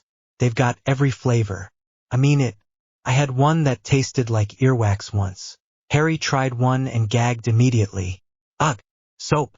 Ron burst out laughing, nearly choking on a cauldron cake. Across from them, Robin remained serenely unbothered. She had a slim silver can in hand, something she'd discovered during their stop in London. She sipped delicately, her eyes half-lidded with quiet satisfaction. "Diet Coke," she murmured. "Not as sweet as Frankie's cola, but sharper. Refreshing." She glanced at the can thoughtfully, then scribbled a note in the margin of her book. "Bring Frankie several crates. He'll appreciate the engineering." The boys ignored her completely, too busy with their sugar-fueled treasure hoard. "This one's peppermint toads," Ron explained, holding up a green wrapper. "Bite into it and it hops in your stomach. Feels weird, but it's brilliant." Harry laughed, popping one into his mouth without hesitation. The compartment filled with the smell of chocolate, the fizz of soda, and the sound of two boys making the kind of friendship only candy can forge. Harry's eyes drifted down to Ron's lap where a rather scruffy-looking rat was curled up, twitching its whiskers. You've got a pet rat? Harry asked curiously. Ron grinned sheepishly. Yeah, that's Scabbers. Bit lazy, but he's been in the family for ages. My brother showed me a spell that'll turn him yellow if I want. Watch. He pulled out his wand, raising it over the rat. Before he could even mutter a word, Robin's voice cut across the compartment like a whip. Mr. Weasley. Ron froze. Slowly he turned. Robin's sharp eyes locked onto his, cold and piercing. Her voice was calm, but it carried the weight of command. You know the rules. No magic outside Hogwarts. Ron swallowed hard, his freckles seeming to pale under her gaze. Why yes, ma'am, he stammered, slipping the wand back into his pocket. Harry smirked knowingly. See what I mean? Strictest teacher alive. Ron blinked, finally realizing what Harry had meant earlier. Blimey, he whispered. After a moment's silence, Ron leaned closer, lowering his voice nervously. So, are the rumors true then? About you, Harry? The scar? You know who? Harry gave a casual shrug and brushed his hair aside, revealing the lightning bolt scar like it was nothing more than a scratch. Yeah, it's real. Ron's eyes widened again, but before he could say more, the compartment door slid open once more. A girl stood there, about their age, with bushy brown hair that seemed to have a life of its own. Her robes were neat and pressed, and she clutched a stack of books under one arm. Her brown eyes sparkled with determination as she spoke quickly. Has anyone seen a toad? A boy named Neville's lost one. Her gaze swept the room and immediately landed on Ron's wand, half drawn from his pocket. Oh, you were about to do magic? She said, stepping closer with interest. Let's see then. Ron flushed scarlet. No, I wasn't. But before she pressed further, her sharp eyes fell on Robin. She froze for half a second, taking in the elegant black robes trimmed with scarlet and gold, and the calm composure that radiated authority. You're not a student, the girl said slowly. Then her expression brightened. You must be the new history of magic professor. Robin closed her book and gave the faintest of smiles. Correct. Professor Nico Robin. And you are? The girl straightened proudly, brushing her hair from her face. Hermione Granger. Pleased to meet you. Harry and Ron exchanged looks. This girl was intense. Ron leaned forward once Hermione sat down, still fiddling nervously with Scabbers. His freckles stood out against how pale his face had gone. So, Harry, Professor, he hesitated, then blurted, are the other rumors true? That you're both from another world? That Harry just ended up in it and that he glanced at Robin with wide eyes, are a pirate? A wanted woman? Hermione scoffed, hugging her books tighter. Don't be ridiculous. That can't be true. But Robin's calm, velvety voice slipped into the space between them. Yes, it's true. Both Ron and Hermione went wide-eyed. Hermione's mouth fell open. What? Then what about the rest of the rumors? That you both have strange powers? Harry smirked knowingly. Robin, on the other hand, smiled faintly, tapping one finger on the cover of her book. Well, technically, she said smoothly, I'm not a Hogwarts student. And devil fruits aren't classified as magic. At least not in your world yet. She closed her book and set it aside. Yes, we do have powers. Watch closely. Dozens of hands suddenly bloomed across the walls, ceiling, and even the backs of the seats, elegant, graceful, unmistakably hers. They folded together, forming a towering shape that loomed over the compartment like a goddess of arms. Hermione's eyes went huge with shock, her voice failing her. Ron, however, screamed and nearly fell off the seat. Bloody hell! Robin dismissed the limbs with a snap, the arms vanishing like shadows. She sat back down, perfectly composed, and took another sip of her Diet Coke. That is the power of the Hana no Mi, she explained. A devil fruit, one of many in my world. Mine allows me to sprout limbs anywhere I wish. Each fruit grants a different ability, but there's a cost. The sea itself rejects us. Once you eat one, you can never swim again. Ron gaped. Hermione's lips parted as she whispered, awestruck. Impossible. Robin's smile curved into something sharper. And as for your question about being wanted, the last time I checked, my bounty was over 2 billion berry. Ron blinked. 2 billion? Harry, still munching on a chocolate frog, added casually, in your money that's about 200 million pounds. Hermione nearly dropped her books. Ron slumped back into his seat, eyes like saucers. And I thought Fred and George were trouble. Harry leaned forward, excitement flickering in his green eyes. Aunt Robin, can I show them mine? Robin tilted her head thoughtfully, then gave a small nod. All right, but just for a minute. Harry raised his hand. Immediately, the air in the compartment grew cold. Shadows bled from his fingers like ink in water, coiling up his arm and across the floor. The lantern overhead flickered as if the light itself was being swallowed. Ron and Hermione stiffened. This, Harry said calmly, is the power of the Yami Yami no Mi, the dark fruit. It lets me pull in light, gravity, even other people's powers. If someone casts magic near me, I can drag it down and snuff it out. The shadows curled tighter, pulling the room into a dim half-light. Both Ron and Hermione had gone pale. So you're...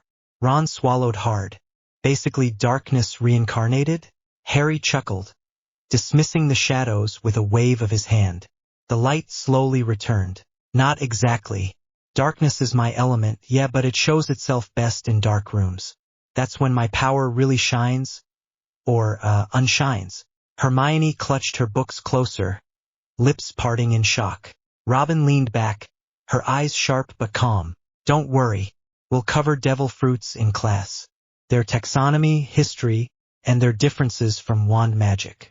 But be warned, her gaze slid toward Ron, narrowing slightly. Don't even think of cheating in my class. I can see everything. She snapped her fingers. A single eye bloomed open on the wall behind Ron's head, glaring down at him. Ron nearly jumped out of his seat. Why yes, Professor. No cheating.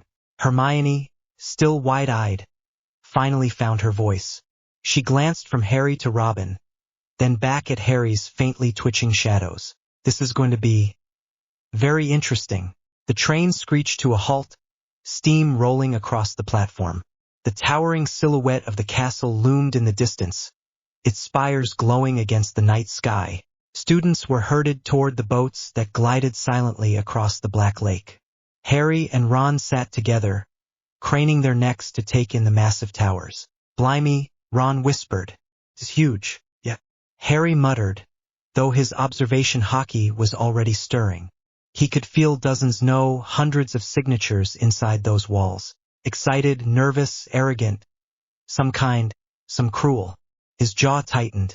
When they reached the grand entrance, torches lit their way into the great hall. Robin stayed near Harry's side until Professor McGonagall swept over, sharp and precise in her emerald robes. Professor Nico Robin? McGonagall said briskly. Robin nodded politely. If you'll follow me, I'll take you to the staff table. The students must undergo the sorting process before the feast. Robin glanced at Harry, softening for just a moment. She touched his shoulder. Good luck. And remember, Gryffindor would suit you well. Please, she thought silently, let it be Gryffindor. Harry grinned. Thanks, Aunt Robin. She moved away gracefully, climbing the steps toward the long table where the other professors sat. Harry and Ron, left with the rest of the first years, tried to admire the enchanted ceiling overhead. But before they could marvel too much, a boy with pale blonde hair and a sharp, pointed face stepped into their path. So you're Harry Potter, the boy drawled, his voice full of self-importance. I'm Draco. Draco Malfoy. Ron snickered immediately. Draco Malfoy? Harry smirked but stayed quiet. His hockey brushed over the boy entitlement, arrogance, spoiled pride. The kind he'd met too many times in the new world. He didn't like it one bit. Draco's eyes narrowed at Ron's laugh. You'll soon find some wizarding families are better than others. You don't want to go making friends with the wrong sort. Harry tilted his head, his voice calm but cutting. Oh, and you're the right sort, then? Draco smirked and extended his hand. Yes, my father tells me your stepmother has joined the school board. Clearly you're not without some sense. Upper-class wizards should stick together. For a brief second, Harry considered tossing the spoiled brat through one of the enchanted windows, or off the balcony entirely. But instead he smiled, reaching out. "Sure," he said smoothly, gripping Draco's hand. The smile never left his face as he squeezed hard. Draco's smug expression faltered, twisting into pain. His knees buckled as Harry's grip crushed tighter, his breath hissing. "I'll let go." Harry leaned closer, his voice low but dangerous. "Pirate handshake. Sorry." He released him at last, and Draco yanked his hand back, clutching it with a yelp. His pale face had gone even paler. Ron burst out laughing. "Good one, Harry." Draco glared, but for once he didn't have a comeback. The great hall shimmered with candlelight, the enchanted ceiling above reflecting the night sky. The first years lined up nervously in front of the staff table. Dumbledore rose from his golden chair, eyes twinkling but voice grave. "Welcome to Hogwarts. Before the sorting begins, let me make this very clear: the Forbidden Forest is off-limits to all students who wish to avoid unpleasantly quick deaths." The students shivered and whispered. Harry, however, tilted his head in curiosity. His observation hockey picked up the faint aura of the forest even from here: wild, dark, ancient. He smirked slightly. "That place feels dangerous." Interesting.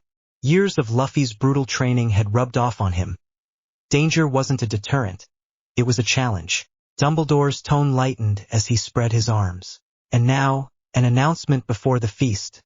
Hogwarts is honored to." Robin rose gracefully from her seat, her long black hair flowing, her eyes calm but captivating. The hall erupted in whispers and gasps. Several of the boys instantly blushed, some elbowing each other as if they'd just witnessed a goddess descend among them. Harry, watching from the line of first years, rolled his eyes. "Man, I wonder how they'll react when they see Mum. Half the school will be stone statues before the end of term." Robin inclined her head politely and sat back down, sipping from her goblet like nothing fazed her. McGonagall then stepped forward with a stool and the old, patched sorting hat.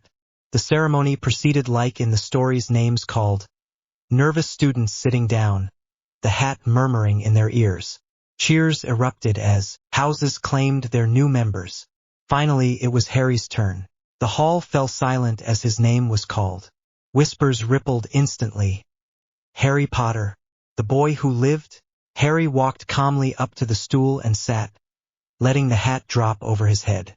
The moment the sorting hat touched him, its voice screamed inside his mind. "WH8, what is this? What are you?" Harry blinked. I'm Harry. No. This darkness, this gravity, it's like the abyss itself. I can't tow Merlin's beard. You're hosting something older than magic itself. Harry smirked. "You mean the yummy know me? Don't worry. I control it. Mostly." The hat shuddered. "I've sorted wizards, warlocks, werewolves. But never this. Never darkness incarnate." "Relax," Harry said casually. "I'm not evil, just strong. So where do I belong?"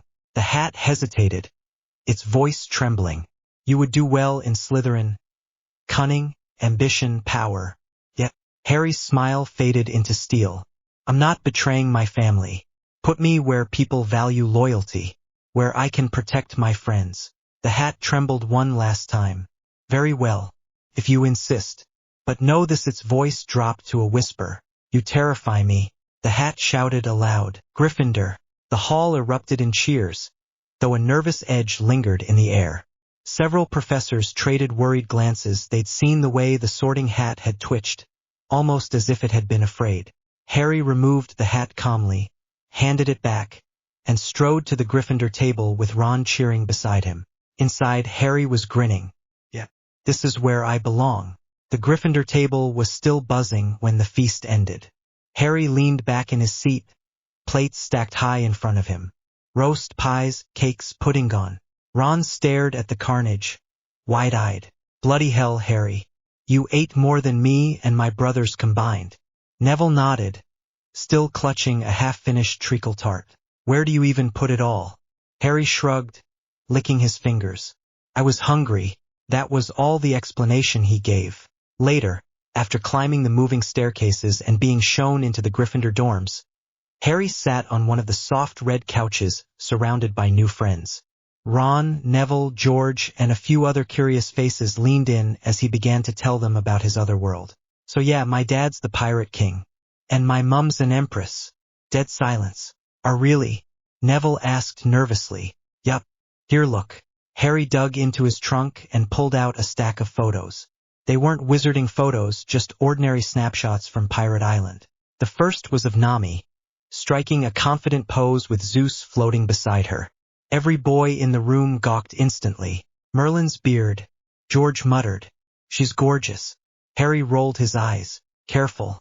She's terrifying when she's angry. The next photo he pulled out was of Frankie, mid-pose, shirtless, with cola bottles strapped across his back. The Gryffindor boys blinked. Is he not wearing pants? Ron whispered. Harry smirked. Yeah, he's a cola-loving cyborg who refuses to wear trousers. Don't ask. The room erupted in laughter. Then came Yamato's photo. Her wild grin, horns, and massive kanabo filled the frame. The boys practically drooled again. She's... Wow, Neville mumbled. Don't get ideas, Harry warned. She's an Oni. Think. Giant, unstoppable warrior with a club that can smash a dragon's skull. They went pale. Then Harry dropped Loki's photo into the pile.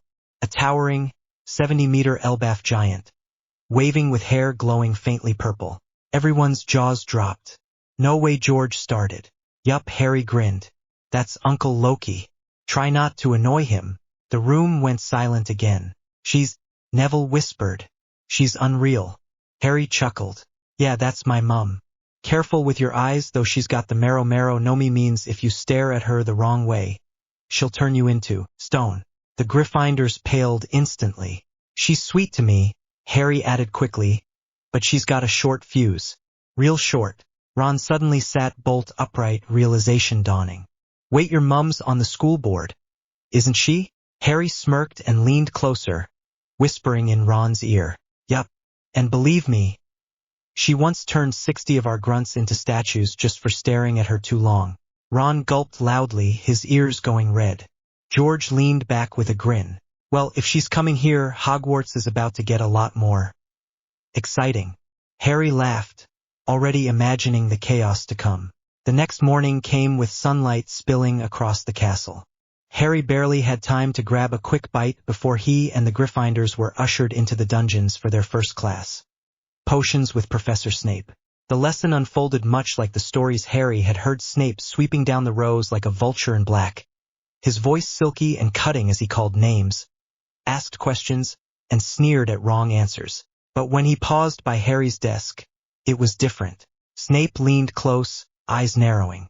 He had planned to cut the boy down with a snide remark, but the moment he drew near, he felt it. Something vast, something heavy.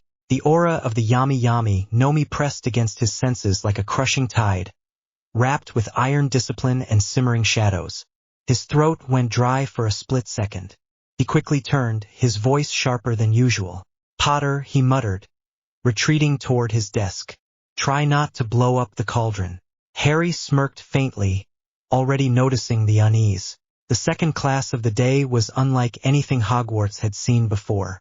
Professor Robin stood at the front of her room, calm and elegant in her dark robes. Her desk was stacked neatly with scrolls, quills, and books, not just wizarding texts, but thick tomes in strange languages and parchments that seemed centuries older than the castle itself. Welcome to History of Magic, Robin said softly, her voice carrying without effort. This will not be a class of naps and droning lectures. You will work, you will read, and you will learn. Most of the class leaned forward. Immediately she commanded attention without raising her voice. But then, from the back row, came a drawling voice. Excuse me, Professor, Draco Malfoy said, smirking. How is it that a muggle like you ended up teaching here? Did you get the job because of your looks? Harry froze. His face went pale. Malfoy, stop. Don't. But Malfoy only leaned back smugly. What? I'm just saying. The air went cold. Robin's smile vanished. Oh really, Mr. Malfoy? She said, her voice silk over steel. Then perhaps I should show you something. Her shadow erupted. Dozens of arms and eyes bloomed into a monstrous, black blossom that twisted up toward the ceiling. The temperature dropped 10 degrees as Robin rose into her demonio fleur form. Her voice came layered, deeper, almost demonic. Care to repeat that?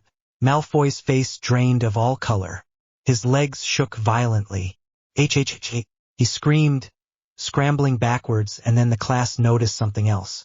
A wet stain spreading down his trousers. The other students stared in shock, half terrified, half stifling laughter. Robin let the shadows collapse back into herself, her form returning to normal in seconds. She smoothed her robe, completely composed, as if nothing had happened. "Get out of my classroom," she said coldly, "and get yourself some fresh pants and underwear." Malfoy bolted from the room, shrieking like a terrified child. Robin's gaze turned to Crabbe and Goyle, who were frozen in place. "You two will clean this mess now." Her voice cracked like a whip. Both boys scrambled to obey, tripping over each other to grab rags. Robin folded her hands calmly. "Now then, open your texts to Chapter 1. The rest of the class obeyed in dead silence, every eye glued to her. Harry sat back in his chair, exhaling. He knew exactly what Malfoy had just learned. Never, ever insult Aunt Robin. After Robin's class, Harry, Hermione, Ron, and Neville made their way down the corridor. Ron and Neville were still trembling, pale as ghosts. "I thought she was going to sprout another 100 arms and eat us," Ron muttered, clutching his bag like it was a lifeline. Neville nodded furiously. Never talking in her class again. They both winced at the memory of Robin's punishment. A 5,000-word essay on Godric Gryffindor's feats due tomorrow. Meanwhile, Hermione practically glowed as she walked. "Honestly, she's amazing. By far the best teacher I've seen here so far. Did you see how thorough she was about the founders? And how she actually asked questions? She even smiled when I raised my hand. She's brilliant." Ron and Neville groaned in unison. "Speak for yourself," they yelled. Harry chuckled, hands folded behind his head. "Yeah, well, you should have known. My Aunt Robin is not someone to mess with." Hermione tilted her head curiously. "What do you mean?" Harry's grin faded into something sharper, more serious. "Well, you know how she became my tutor back home? Before that, she spent her whole life running. The old world government hunted her since she was a kid. She hid in the shadows, studied history in secret, and trained herself to survive. Assassin style. Quiet, precise, deadly." Ron and Neville's eyes went wide as sickles. "She was an assassin?" Neville squeaked. Harry shrugged casually. "Yup, she can kill a man without raising her voice. The only reason she didn't during class is because Hogwarts has rules. Trust me, you do not want her as an enemy." Hermione's jaw dropped. Her respect only seemed to grow. So the strictest, scariest teacher in the whole school was once an assassin on top of it all? Ron muttered. "Yep," Harry said casually, still smiling. Ron and Neville both groaned, covering their faces. Hermione, meanwhile, whispered under her breath with a kind of awe, "Best teacher ever." Okay, that is it for this chapter. In the next chapter, Ron and Hermione see just how strong Harry is when he knocks out a troll with one punch, and during flying lessons Harry shows off Jeppo Sanji showed him how to do that. Brooms, trolls, and a serpent's warning. The late morning sun poured over the Hogwarts grounds, gilding the grass and warming the stone walls. 2 neat rows of broomsticks lay on the lawn like sleeping hawks, 1 line for Gryffindor, 1 for Slytherin. The first years gathered in jittery clumps, half excited, half petrified. Ron kept bouncing on his toes. Hermione recited a list of safety rules to anyone within earshot. Neville looked like he might be sick. Madame Hooch stalked down the line like a hawk herself. Short silver hair slicked back, yellow eyes missing nothing. Right eyes forward. Feet beside your broom, not on it. Left hand over the handle. She planted boots in the turf and blew a sharp whistle. On my count, 1, 2, P. A chorus of up rolled across the grass. Ron's broom smacked into his palm with a satisfying slap. Harry's broom leapt to his hand as if it had been waiting for him all its life. Neville's didn't so much as twitch. Up, Neville whispered again, cheeks burning. Confidence, Madame Hooch said, pausing by him. Brooms can smell it. Firm voice. Neville swallowed. Up, quivered, rolled and shot straight into his throat. He yelped. Better, Hooch said, entirely unfazed. She moved on. Across the line, Draco Malfoy smirked at the perfectly polished handle in his grip. Try not to cry on it, Longbottom, he drawled. They don't take returns for water damage. Harry's eyes flicked sideways, measured. Flat. Ron muttered something rude under his breath. Hermione gave them both a warning look. Mount, Madame Hooch commanded. Grip tight hands for Wardno. Not like that, Mr. Weasley, unless you plan to mop the astronomy tower with your face. Good. When I blow my whistle, kick off, hover a few feet. Then, come straight back down. We keep it simple until you demonstrate you can listen. She raised the whistle. Neville's foot slipped, panic flashing in his eyes an instant before the shrill note split the air. His broom shot up like a cork from a bottle, far harder than Madame Hooch had ordered. Neville! Hermione cried. Down! Pull back, light touch. Madame Hooch barked, already dashing forward. But the broom bucked, swerving wildly, dragging Neville with it, knuckles white on the wood. It skimmed the row of students, sailed past a startled cluster of Ravenclaws watching from a walkway, and climbed. Too fast. Too high. Harry didn't think. He moved. One step, two, then he launched. Not onto his broom. Off the ground. His foot stamped into empty air with a soft, impossible thud, kicking off nothing, leaving a sharp crack of wind behind him.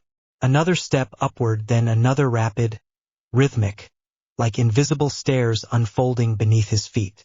The world snapped into a grid of angles and intent. He felt the air with the soles of his shoes like a craftsman feeling grain in wood. Jeppo. He climbed in a staggered, zigzag rush, the lawn dropping away in green swathes. Gasps broke into shouts. Someone screamed. Draco's mouth hung open. Madame Hooch skidded to a halt, eyes wide, whistle forgotten in her fist. Neville's broom pitched, snapped, and the boy lost his grip. He tumbled, a blur of robes and flailing limbs.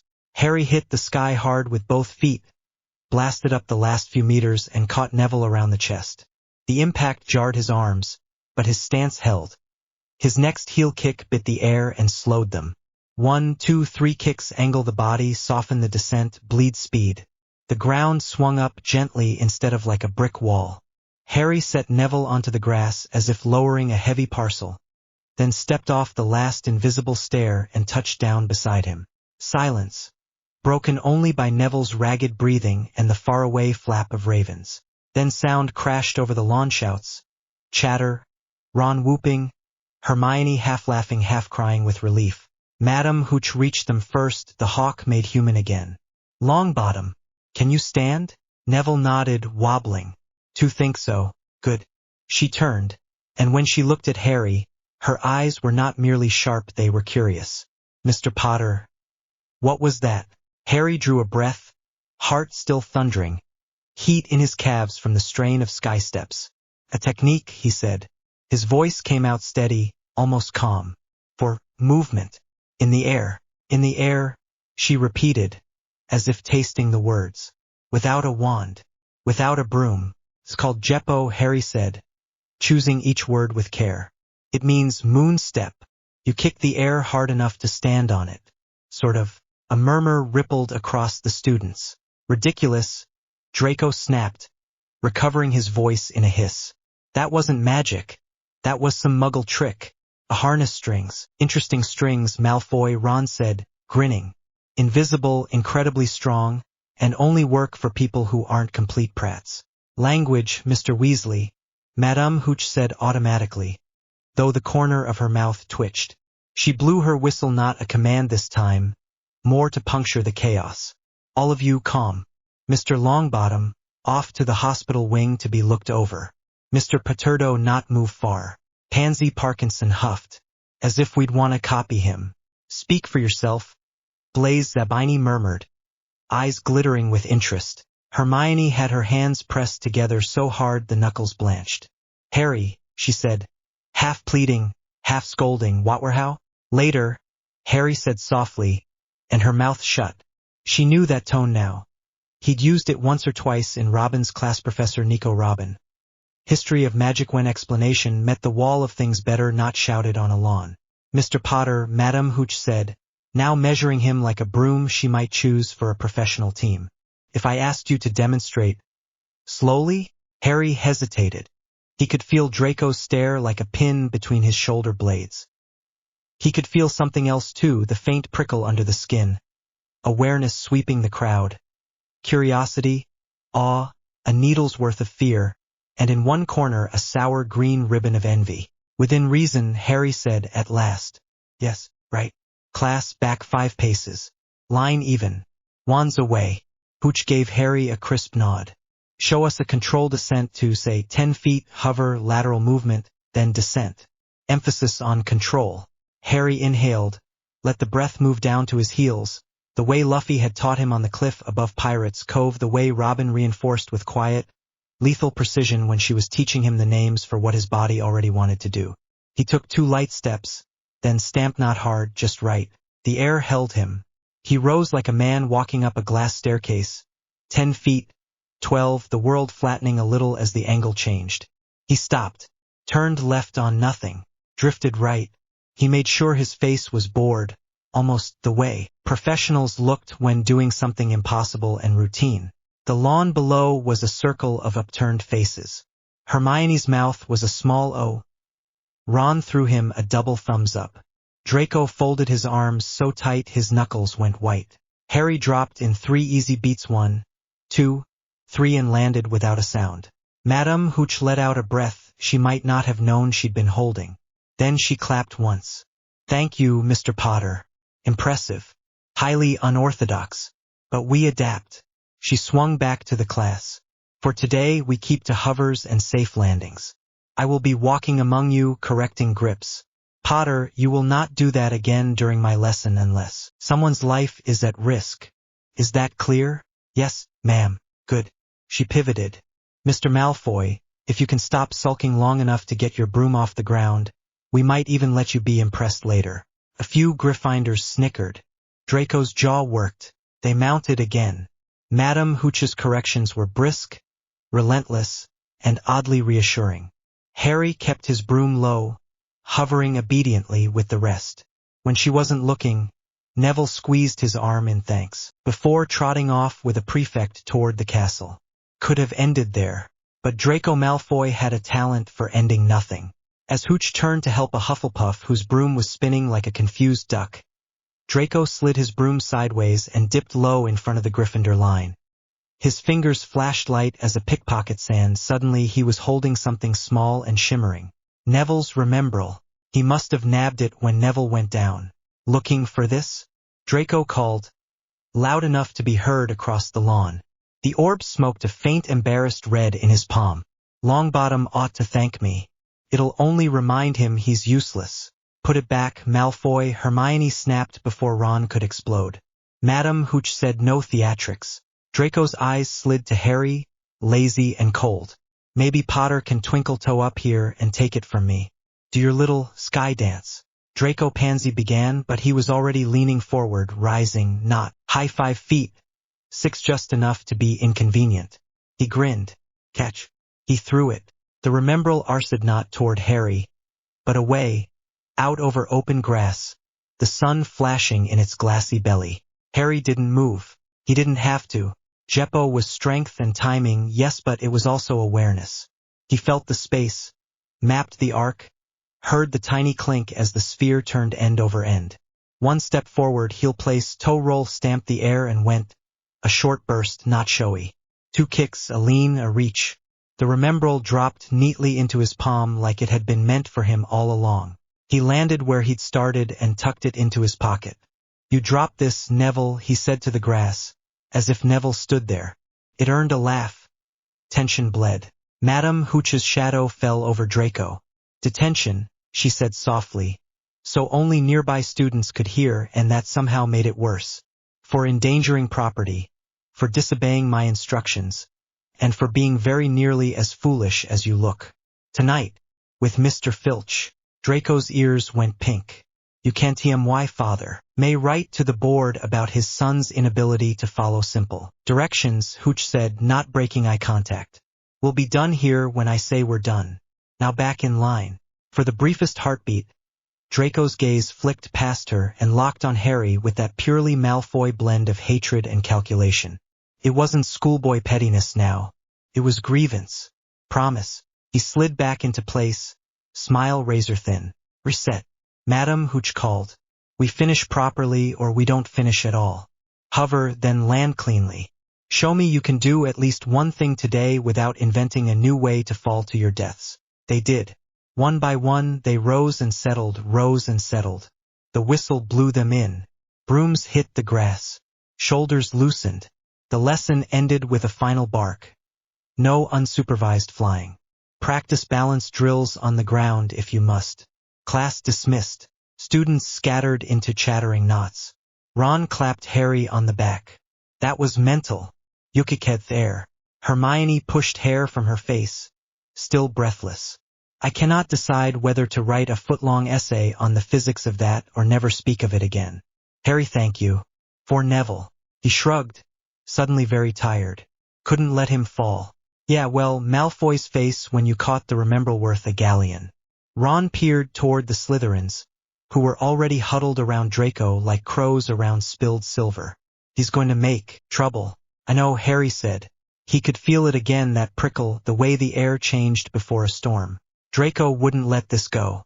And when Malfoys didn't let things go, they were very good at writing letters to men who smiled like knives. Madam Hooch stepped up beside them, voice low. Potter. Nicely done. Remember what I said. I won't have broken legs because someone fancies themselves a moonstepper. Yes, ma'am. Her mouth quirked. If there is a sanctioned demonstration for upper years, sometime something safe, I might ask again. She sniffed. Purely for educational purposes. Harry smiled, small and true. Understood. They watched Draco stalk away, clutching his detention slip like it personally insulted him.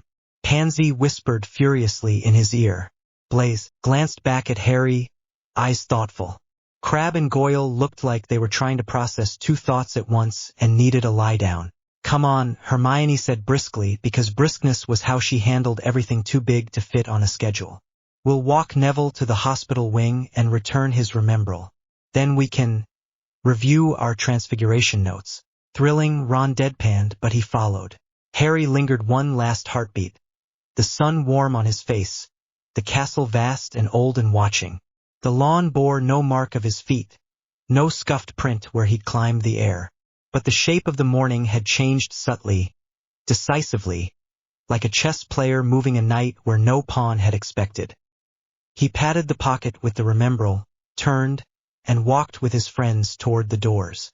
Somewhere behind him, on the breeze, he could almost hear a quill scratching onto expensive parchment. Dear Father, the afternoon air in the castle was tense after charms class. Ron had just snapped at Hermione during the Leviosa, not Leviosa exercise, mocking her in front of everyone. She had fled in tears, and even Harry's patience with Ron had run thin. By the time the great hall filled for the Halloween feast, Harry noticed Hermione was missing. He was about to slip away to find her when Professor Quirrell burst in, shrieking about a troll in the dungeons. Panic spread like fire, but Harry wasn't panicked. His hockey told him something worse: two massive signatures. Not one. Ron. Harry's voice cut like steel. Hermione's alone. In the girls' bathroom. Ron paled instantly. Oh no, come on. Harry grabbed him by the sleeve, dragging him through the chaos. The smell hit first, rot and sweat. The bathroom door shuddered under the impact of something heavy. Then it splintered. Not one troll, two. Each nearly 12 feet tall, gray-skinned and stinking of the swamp. They grunted, their piggish eyes locking on the terrified girl cowering against the sinks. Ron froze, his wand shaking. We're dead. Harry just smirked. Watch and learn. The first troll roared and charged, club raised high. Harry stepped forward, shadows licking at his heels. At the last moment, he leapt Jeppo carrying him into the air. His fists turned obsidian black with armament hockey. Crack! His punch landed square on the troll's jaw. Bone shattered like glass. The monster's eyes rolled back as it toppled with a thunderous crash, unconscious before it even hit the ground. Hermione and Ron stared, speechless. The second troll snarled and lunged not at Harry, but at Hermione. Its massive hand wrapped around her waist, hoisting her like a rag doll. Hermione screamed, but Harry didn't. His aura pulsed. Darkness bled out of him, coiling like living smoke. The troll froze mid-step as tendrils of shadow snaked up its arms and legs, pulling tight, dragging its strength into the abyss. It roared, thrashing, but the shadows ate the sound, swallowing its power. Put her down, Harry said coldly. The troll trembled and collapsed, unconscious, shadows still binding its limbs. Hermione landed safely in Harry's arms. He set her down gently, then turned to Ron. Well, Ron gulped, cheeks red with shame. He looked at Hermione, words choking in his throat, then finally managed, I'm sorry. For earlier. For being a prat. Hermione blinked, still shaken, then gave the faintest nod. Harry smirked. Good. Now let's get out of here before the teachers show up. The bathroom was chaos by the time the professors arrived. Broken tiles littered the floor. One troll was sprawled with its jaw at an unnatural angle, the other bound in tendrils of shadow that faded into nothing as Harry calmly released them. Hermione still clutched Ron's sleeve, wide-eyed. Ron's mouth hung open like he'd forgotten how to breathe. Professor McGonagall pushed to the front of the crowd, tartan robes swirling. Her eyes swept the wreckage, the unconscious trolls, and finally Harry, whose hands still twitched faintly with dark energy. Explain. Now. Harry didn't flinch. His voice was steady, clipped. They cornered Hermione. One charged me, so I stopped it.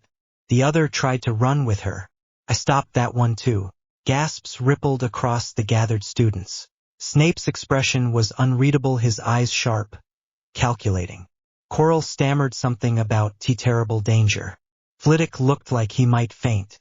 Robin, however, folded her hands and gave Harry the faintest smile, calm, unsurprised. She had trained him. She knew exactly what he could do. McGonagall pinched the bridge of her nose. Mr. Potter, Mr. Weasley, Miss Granger, 10 points will be deducted from Gryffindor for reckless behavior. Ron started to protest, but Harry held up a hand. Then McGonagall's lips twitched, softening. However, 5 points will be awarded to each of you for courage and quick action. That leaves your house in profit. Hermione's eyes widened. Ron let out a sigh of relief, but then her voice turned stern again. As punishment for weeks' detention, and your parents will be informed. Harry sighed. Great. Dad's gonna laugh himself sick? And Mum? Oh boy. Next day, the trio trudged toward Robin's classroom for their first detention. Harry didn't mind. He suspected Aunt Robin's version of punishment was more like extra training. Halfway down the corridor, a drawling voice cut across the hall. Well, if it isn't the Gryffindor heroes. Draco Malfoy stepped from the shadows with Crabbe and Goyle at his shoulders. His smirk was pure arrogance. Detention already? My father will love to hear that. Harry's patience was paper-thin. He fixed Draco with a flat stare. Move, Malfoy, or I'll embarrass you in front of your boyfriends. Ron choked, snorting so hard he doubled over. Hermione clapped a hand to her mouth, failing to stifle a laugh. Draco's smirk faltered. His pale cheeks flushed. He turned on Ron with venom. At least I have a family worth something, Weasley. You're nothing but hand-me-down robes and shame. Ron stiffened, fists clenched. Then Draco sneered at Hermione, his voice dropping to a cruel hiss. And as for you, Mud. He didn't finish. A darkness-clad arm burst from the floor, seizing his throat like a vice. Gasps erupted from the students in the corridor. Draco's feet left the ground as the shadow arm lifted him effortlessly. Harry stepped forward, his real hands folded calmly behind his back. His green eyes glowed faintly with the pull of the abyss. Care to repeat that? His voice was cold, terrifyingly calm. Say it again. So your fan club here knows why I snapped your neck like a twig. Crabbe and Goyle froze, their bravado drained in an instant. Hermione's breath caught. Ron stared in shock, both terrified and exhilarated. The shadows tightened just enough to make Draco choke. His eyes bulged, terror finally eclipsing his arrogance. Harry leaned in, voice low as a blade. One warning. You ever use that word again around me or her, and I'll make sure you regret it. The shadows dropped him. Draco collapsed to the floor, gasping and clutching his throat. Harry turned, utterly calm, and gestured for Ron and Hermione to follow. Come on. We've got detention. Ron scrambled after him, still pale. Hermione hesitated, staring at Harry with a mixture of shock and something else.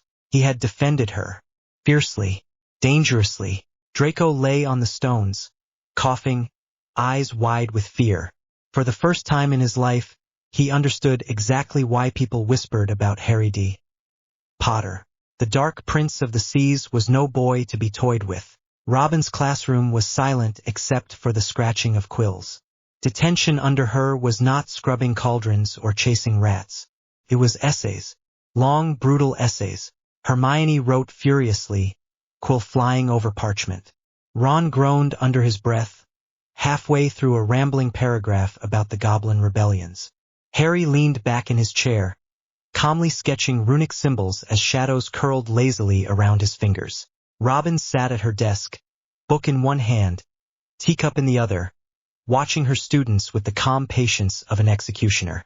The door slammed open. Dumbledore strode in, robes sweeping like a storm. McGonagall was at his side, lips pressed into a thin line. Snape followed, his expression unreadable. And behind them, Draco Malfoy. His cheeks were streaked with tears. His blonde hair was disheveled. He looked every bit the wronged victim as he jabbed a finger toward Harry. Headmaster, professors, he threatened to kill me. Draco's voice cracked. He said he'd snap my neck like a twig. Hermione and Ron shot up from their seats. That's not what happened. Hermione began, but Robin raised a hand, silencing them. Her eyes were cool and sharp as steel. Cut the act, Malfoy. I saw everything. Draco froze. Robin's voice carried easily across the room, calm but merciless. You provoked him. You insulted Mr. Weasley. Then you called Miss Granger a filthy name. Harry warned you to stop. You chose not to. He acted to shut you down and stopped before actual harm was done. Dumbledore's eyes twinkled less than usual. He looked from Robin to Harry, then back to Draco. Be that as it may, Professor Robin, the matter is not so simple. Malfoy has influential family. Lucius Malfoy has already contacted the Board of Governors. He demands a hearing. He wants Mr. Potter expelled. The words settled like a hammer blow. Ron shot to his feet. What? That's bloody unfair. Malfoy started it. Enough, McGonagall snapped, though her eyes softened at Ron's indignation. Harry, however, didn't flinch. He leaned back, folding his arms across his chest. Fine. His tone was calm, almost bored. Draco blinked. Fine? You'll be kicked out. You'll be finished. Harry turned his gaze on him sharp, cold, and edged with something darker. The shadows at his feet coiled faintly, like snakes eager for his word. If you think I'm terrifying now, Harry said softly, his voice carrying through the room like a knife sliding across stone. Wait until you meet my mum. Then you'll understand what terrifying really means. Draco's face drained of color. Hermione shivered despite herself. Ron grinned savagely. Robin sipped her tea, entirely unfazed. I suggest, Headmaster, that Lucius Malfoy bring his best arguments to the meeting. He will need them. Dumbledore nodded gravely. 3 days hence, the Board of Governors will convene.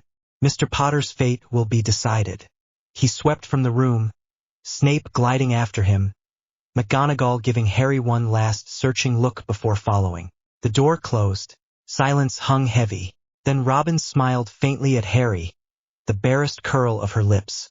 Your mother will be most interested. Harry smirked back. Yeah, that's what I'm counting on. 3 days later, the great hall had been transformed. The long house tables were pushed aside, leaving space for a polished dais at the front. The Board of Governors sat stiffly in a row, their robes heavy, with crests and pomp. Teachers lined the sides like silent judges. The The students had been allowed to watch, their whispers filling the vaulted chamber. At the center, Lucius Malfoy stood tall, silver hair gleaming, cane tapping against the stone floor. His voice dripped with arrogance. Headmaster Lucius drawled, "The facts are plain. Your boy Potter threatened my son with death. He should be expelled, or Hogwarts risks its reputation as a school of discipline." Harry sat with Ron and Hermione near the front, utterly unbothered. His green eyes narrowed faintly as he brushed Lucius with his observation hockey. For just a moment, he felt it, a dark aura, oily and cold, something deeper than arrogance. He filed it away for later. Lucius raised his cane, smirking triumphantly. "I demand immediate punishment." No excuses, no favoritism. The hall doors slammed open. Every head turned. She did not glide. She did not stroll. She marched, crimson heels striking like war drums. Her cloak billowed, her long black hair shimmered like silk, and her violet eyes burned with fury. At her side slithered Salome, a colossal white snake, scales gleaming under torchlight, tongue flickering with menace. A wave of raw conqueror's hockey rolled across the room. It was not aimed to kill, just to remind them all exactly who she was. Students gasped. Some screamed. A few fainted outright. Even the youngest could feel it. This woman was a goddess, a queen, a force of nature that made every story of Dark Lords seem like bedtime. Tales. Her voice cracked like thunder. "Where is the spoiled little shit known as Draco Malfoy?" Her hockey pulsed again, sharp enough to rattle the torches in their sconces. A handful of Slytherins passed out in their seats. Draco, sitting near the front, squeaked and ducked behind Crabbe and Goyle. Hermione's mouth dropped open. She whispered to Harry without looking away, "Harry, your mum is gorgeous." Ron added, pale as parchment, "Yeah, and scary. She makes you know who look like a puppy." Harry smirked. "Told you. You dare insult my son? You dare cry to your father like a coward after provoking him?" Her tone was lethal silk.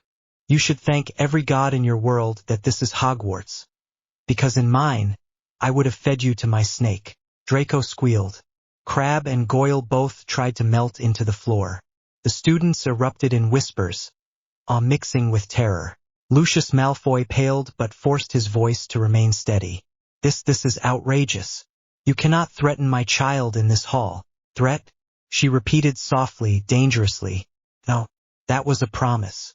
Her hockey flared once more, and even seasoned governors flinched. The hall was silent. Dumbledore finally rose, his voice calm but firm. She turned to Harry, her tone softening like sunlight breaking through storm clouds. "My son, you did well to restrain yourself. I am proud." Harry grinned faintly, leaning back in his chair. "Thanks, Mum." The students buzzed, whispers flying like wildfire. "Harry Potter's mother? She's a goddess? She's terrifying. She's on the school board?" And Lucius Malfoy, for the first time in years, had no words. Lucius Malfoy straightened his shoulders, clinging to the last shreds of his pride.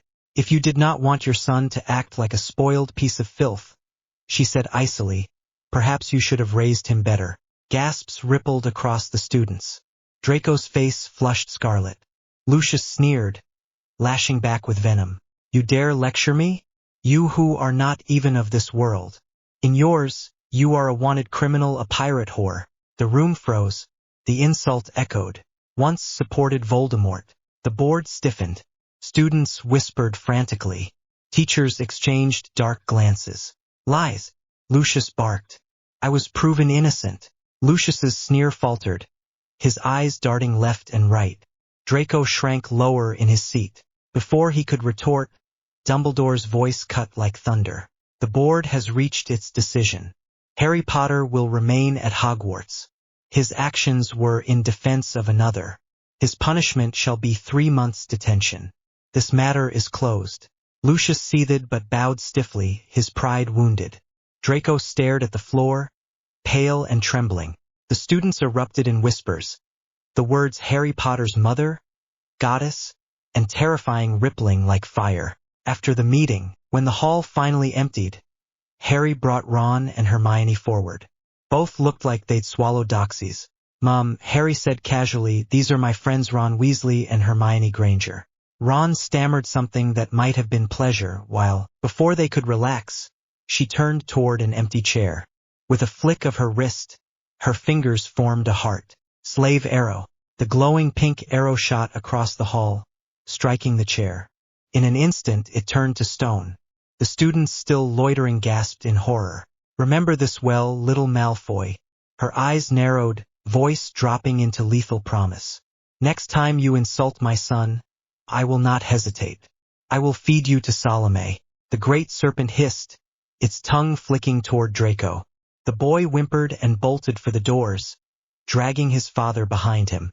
Ron whispered hoarsely to Harry, "Bloody hell, mate. Your mum just made you know who look like a garden gnome." Hermione's eyes sparkled, torn between terror and admiration. "She's incredible." Harry just grinned, utterly at ease. "Told you." The great hall was still buzzing with rumors long after the Board of Governors had left. But Harry ignored the whispers. He was too busy. They slipped into an unused classroom, quiet except for the faint hiss of Salome curling comfortably across the floor. Ron and Hermione lingered near the door, still starstruck. Harry leaned against a desk, folding his arms. "So, how did you know about Malfoy and his father? You roasted him like you'd been waiting all week." "Oh, that was easy. Hagrid told me when he came to fetch me. Apparently, the Malfoys aren't exactly the most beloved family here. In fact, her voice lowered into a playful growl.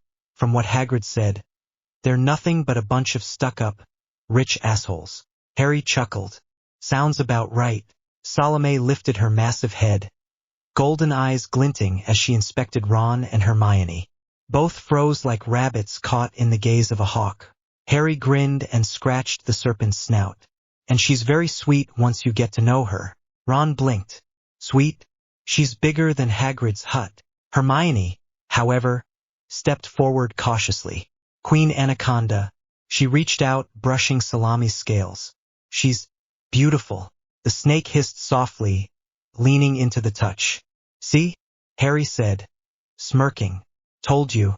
For a moment the tension melted.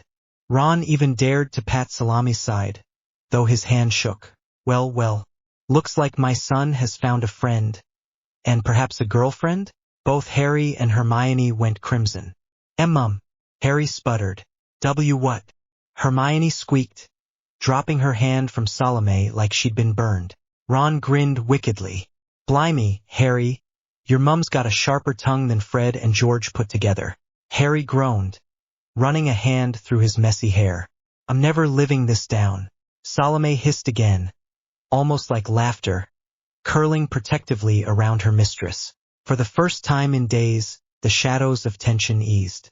Harry had survived Lucius Malfoy's accusations, his mother had defended him before the entire school, and now, he could finally breathe. McGonagall's sharp eyes went straight to Harry.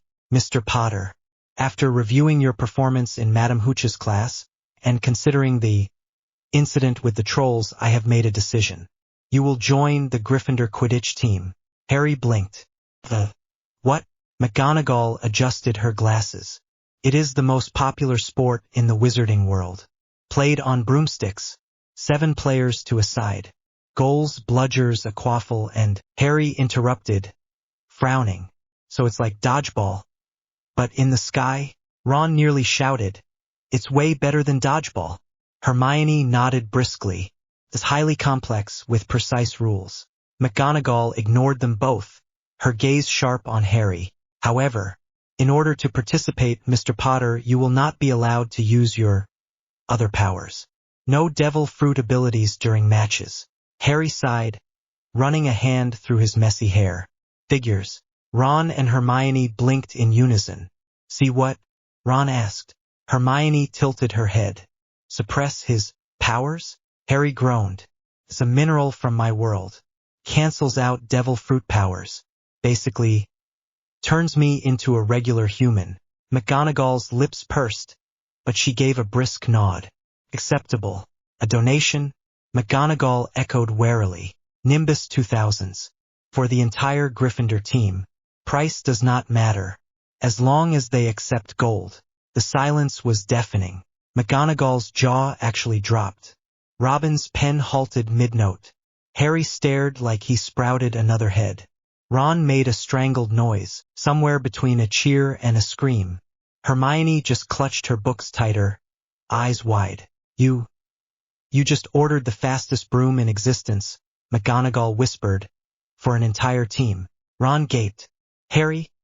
Mate, do you have any idea what this means? Harry rubbed his forehead, sighing. Yeah. It means half the school's going to hate me before I even play a match. Then let them. The Dark Prince of the Seas will fly with nothing less than the best. And just like that, Gryffindor's Quidditch season was about to become the most infamous in Hogwarts history. Okay, that is it for this chapter. Dangerous and very three-headed. Fluffy. See you soon. Quidditch, Fluffy, and Christmas chaos. Gryffindor Quidditch pitch 1 week after the board meeting. The late autumn wind swept across the pitch, carrying the smell of damp grass and fresh polish from a dozen brand-new Nimbus 2000s gleaming like jewels in the morning sun. Oliver Wood, Gryffindor's Quidditch captain, stood with his team, still looking like he couldn't believe his luck. His fingers brushed reverently over the broomstick shaft, the gold lettering glinting. He turned to Harry, shaking his head. Potter, I've said it once and I'll say it 100 times. Thank you. No team in Hogwarts history has ever had this. An entire squad on Nimbus 2000s? We're unstoppable. Harry smirked, tugging at the seastone bracelet around his wrist. You don't need to thank me. Thank my mum. She's the one who bought them. Wood's expression shifted instantly from awe to a half-pale grimace. With all due respect, mate, I'll pass on that. No offense, your mum is a supermodel, sure. But she scares the living daylights out of me. None taken. You should see her when she's in a bad mood. The rest of the team shivered at the thought. Katie Bell muttered under her breath, I'd rather face 3 bludgers at once. Fred and George exchanged identical grins. Honestly, I kind of like her, George said. Yeah, Fred agreed. In a terrifying, could turn us into statues kind of way. Harry just smirked, shaking his head. You've got no idea. After a few laps in the air, Oliver Wood waved Harry down toward the grass. The captain's eyes were still wide as he paced back and forth. Nimbus clutched under his arm. All right, Potter, listen close. Quidditch isn't just flying fast. 7 players per side, 3 chasers, 2 beaters, 1 keeper, and you, the seeker. The chasers score with the quaffle. Beaters knock bludgers away. Keeper guards the hoops. But you end it all. Catch the snitch, we win. That's your whole job. Harry nodded politely, though his smirk said, I've already memorized all this from Hermione's lecture. Wood hesitated, glancing around to make sure none of the other players were close enough to overhear. His voice dropped. But what I really want to know, Harry, is about you. That power. People say you've got magic stronger than wands. And this thing called hockey? Harry's smile widened. He lifted a hand, and instantly the grass around them darkened as shadows curled from his fingers like black smoke. The temperature dropped a few degrees, and Wood nearly dropped his broom. This, Harry said casually, is my devil fruit power. The yummy no me, the dark fruit. It lets me pull things in, swallow light, crush, whatever I catch. Wood's jaw dropped. Merlin's beard. Harry then tapped his fist against his palm, coating it in glossy black armament hockey. The surface shimmered like obsidian armor. And this, he continued, is hockey. Comes in different types. Armament makes me tougher, lets me hit harder. Observation lets me sense people, their emotions, their moves, sometimes even before they make them. Wood blinked, dumbfounded. You're 11. Harry smirked. Yeah. Want a demo? Before Wood could answer, Harry blindfolded himself with a strip of cloth, then tilted his head. Grab à bitteres bas. Try to hit me. Wood swallowed nervously but obeyed, hefting the heavy bat. He swung once. Harry sidestepped effortlessly. Another strike. Harry leaned back, the bat whistling inches past his nose. A third, faster strike. Harry ducked before the swing even began. Wood lowered the bat, panting. You dodged everything. With your eyes covered. Harry pulled the blindfold off, his grin widening. Observation hockey. Like I said, I can feel your intent. Wood stared at him, utterly awestruck. "Can you use that to catch the golden snitch?" Harry shrugged, his smirk turning playful. "Don't know. Guess we'll find out." The last rays of autumn sun spilled over the pitch as the team landed, their new nimbuses gleaming like fire in the light. The rest of the Gryffindor team was still buzzing. Katie Bell couldn't stop smiling. Fred and George were already planning new tricks, and Wood looked like Christmas had come early. He clapped Harry on the shoulder, still grinning like mad. "Potter, you're bloody terrifying. You fly like you were born on a broom, and you dodge bludgers like you've got eyes in the back of your head. You've got Quidditch in your blood. Mate, did you know your real dad, James Potter, was a seeker too?" Harry blinked, surprised. "He was?" Wood nodded eagerly. "One of the best Gryffindor ever had. Guess it runs in the family." Later, back in the Gryffindor common room, Harry climbed the stairs to his dormitory. Hedwig was waiting on the window ledge, her white feathers glowing in the firelight. She hooted softly and stuck out her leg. Harry untied the scroll and broke the seal. His mother's elegant handwriting swept across the parchment. "My beloved son, your father and I are proud beyond words. Hagrid wrote that you have been chosen as seeker. I knew you would shine. We will be in the stands for your first match, myself, your father, Sanji, Pudding, and Nami. We will cheer loud enough to shake the castle walls." Harry's grin stretched ear to ear. They were coming. His family was coming. He continued reading and then paused at the postscript. "P.S. Do not tell Nami about the Philosopher's Stone. Your father let it slip, and she has been drawing up investment charts ever since." Harry burst out laughing, flopping back onto his bed. "Figures. Dad blabbers. Mum panics. Aunt Nami's probably already planning to pawn it off to 5 kingdoms. He tucked the letter under his pillow, still smiling. "Boy, between Mum, Dad, Aunt Nami, Aunt Pudding, and Uncle Sanji, Hogwarts is in for it," he thought. Shame they didn't bring Uncle Zorro, Uncle Brook, Uncle Loki, or Aunt Yamato. That would have been fun. Hedwig hooted again, fluffing her feathers as if in agreement. Harry stretched out on the bed, staring at the ceiling. For the first time since stepping into the castle, he felt not just ready for the match, but happy, truly deeply happy. Quidditch pitch game day. The stands around the pitch roared with excitement. Scarlet banners snapped in the wind, golden lions embroidered on every one. The crisp November air carried the smell of grass, sweat, and anticipation.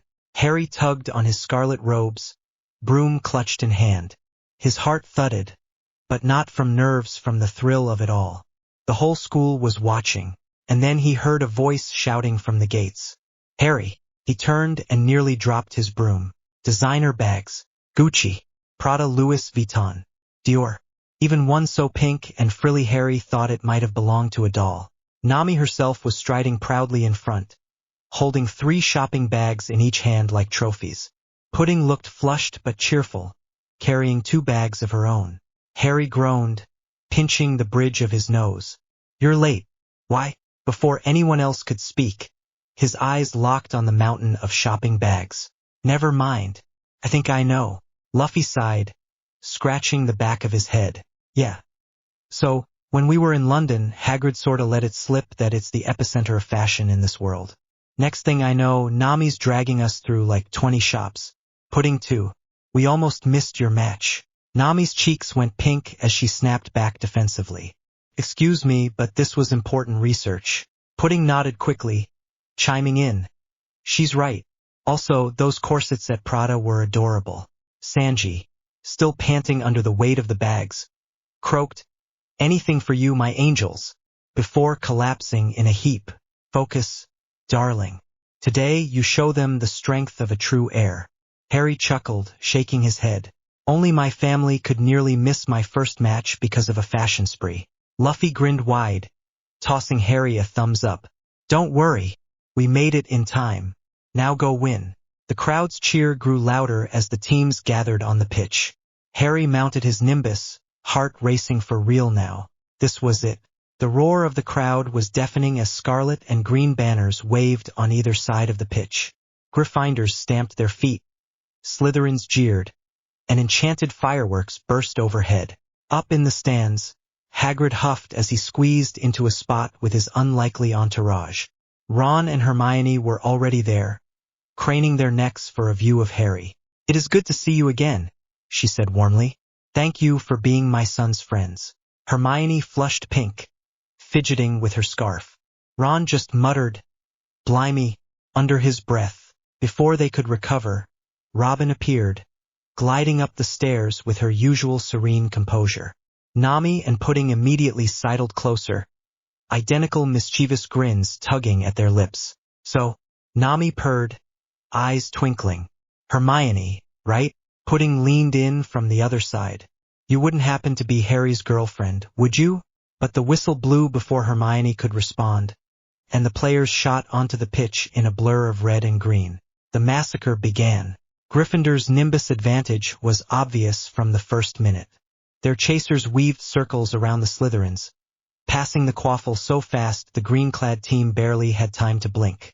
The score climbed in Gryffindor's favor, cheers rattling the rafters. And then Harry made it worse. Despite being Seeker, he darted into the fray, stealing the quaffle not once, not twice, but 3 times. Each time, he zoomed across the pitch like a scarlet comet, the crowd shrieking his name. The 3rd time, he didn't just pass it. He shot straight at the hoops, faked left, swerved right, and slammed the ball through the middle goal. He scored. Lee Jordan bellowed from the commentator's box. Harry Potter, the Seeker, just scored for Gryffindor, and Slytherin looks like they swallowed a barrel of vinegar. The Gryffindor stands exploded with cheers. Ron nearly fell off the bench screaming. Hermione clapped so hard her palms stung. Up beside them, Nami shouted, "That's my nephew," while waving her new Prada scarf like a banner. Pudding squealed, "Go Harry," and clutched Sanji's arm, sending him into instant nosebleed. Meanwhile, Hagrid was bellowing explanations over the chaos. "Does the quaffle worth 10 points a goal? The beaters whack the bludgers, there's those black balls trying to knock players off their brooms. And Harry's the Seeker. His job's catchin' the golden snitch lil winged ball. Worth 150 points. Luffy tilted his head, squinting. "So it's like fighting over meat in the air?" Sanji groaned. "No, you idiot, it's on the pitch." Slytherin was in shambles. Gryffindor was toying with them, and Harry hadn't even started looking for the snitch yet. For most of the match, Harry had been untouchable. Then suddenly his nimbus jerked violently beneath him. One moment he was steady, the next he was swerving, spinning, the broom bucking like a wild beast. The crowd gasped. Harry clung tight, jaw clenched, trying to bring it under control, but it fought him, twitching as if possessed. Hermione's binoculars shook in her hands as she tracked him. Her eyes widened. "Wait, something's wrong.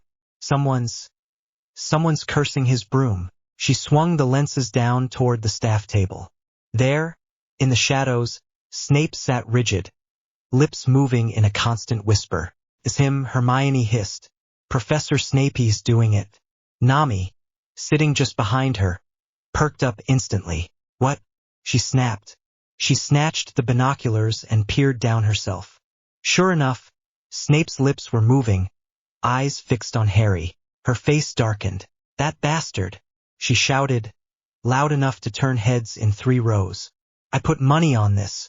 The stands around her went silent. Slowly, she realized what she had just admitted. Nami gave a nervous chuckle, scratching her cheek. What I mean Isu." Hagrid frowned, confused.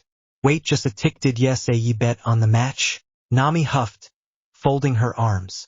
"Well, yeah. I was in Diagon Alley and some guys were taking bets. I put 40,000 pounds that Harry would catch the snitch with no effort." She scowled and pointed at Snape. "And I don't like cheaters messing with my investment." Before Hagrid could sputter another word about illegal betting, Nami snapped her fingers. The air shimmered. From a burst of clouds descended a familiar figure. Zeus, her thundercloud homie, wearing a slightly askew baseball cap. Ron and Hermione went pale, their mouths dropping open. What the bloody hell is that?" Ron squeaked. Hermione clutched her robes, whispering, "That's not normal magic." Zeus yawned, sparks crackling lazily around him. "What's up, Nami?" Nami jabbed a finger toward the staff table, eyes blazing. "You see that greasy bat down there? lips moving, eyes glued on Harry's broom. You know what to do. Zeus's grin widened, thunder rumbling in his belly. Oh, zappy time? Zappy time, Nami confirmed with a wicked smirk. Hermione's fingers were white around the binoculars. Ron's mouth was a perfect O, and Hagrid had gone as still as a statue. Down on the staff bench Professor Snape was crouched, lips moving in a thin, cold whisper, a venomous cadence that smelled wrong in the crisp air. Harry's nimbus bucked like a thing with a mind of its own. He fought it, jaw clenched, every muscle straining to stay in the saddle. Nami didn't wait. She leaned forward, tossed her Prada scarf back with the kind of theatrical flair only she could manage, and said, loud enough for everyone in there, "Row to here. By the way, I ate the soul fruit." Silence hit like a second whistle. Ron actually fainted for half a second, before his brain caught up with reality. Hermione's face went paper white. Hagrid blinked, then gave a delighted, puzzled booming laugh that sounded suspiciously like praise. Nami continued, cool and dangerous as a blade. "It lets me pull at people's souls. Not nice if you're a cheat. Not nice at all." Her eyes settled on Snape like a hunter deciding a target.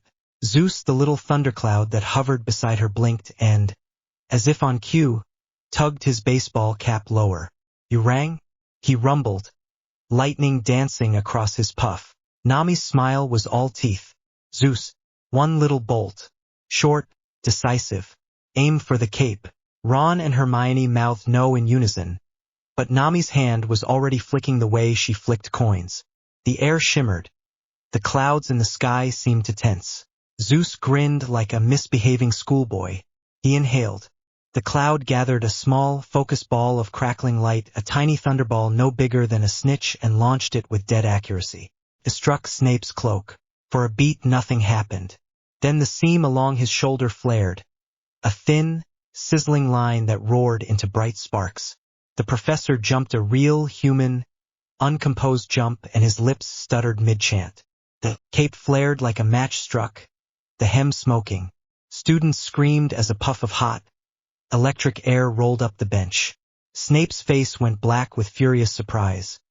He slapped at the cloak undone, and his eyes finally met the pitch. Chaos followed like birds from a tree. Madame Pomfrey sprinted. A dozen robes were undone and flapping. The Slytherins shouted accusations. The referees blew their whistles into whistles that were already shrieking in the ears of everyone. Snape's chant faltered.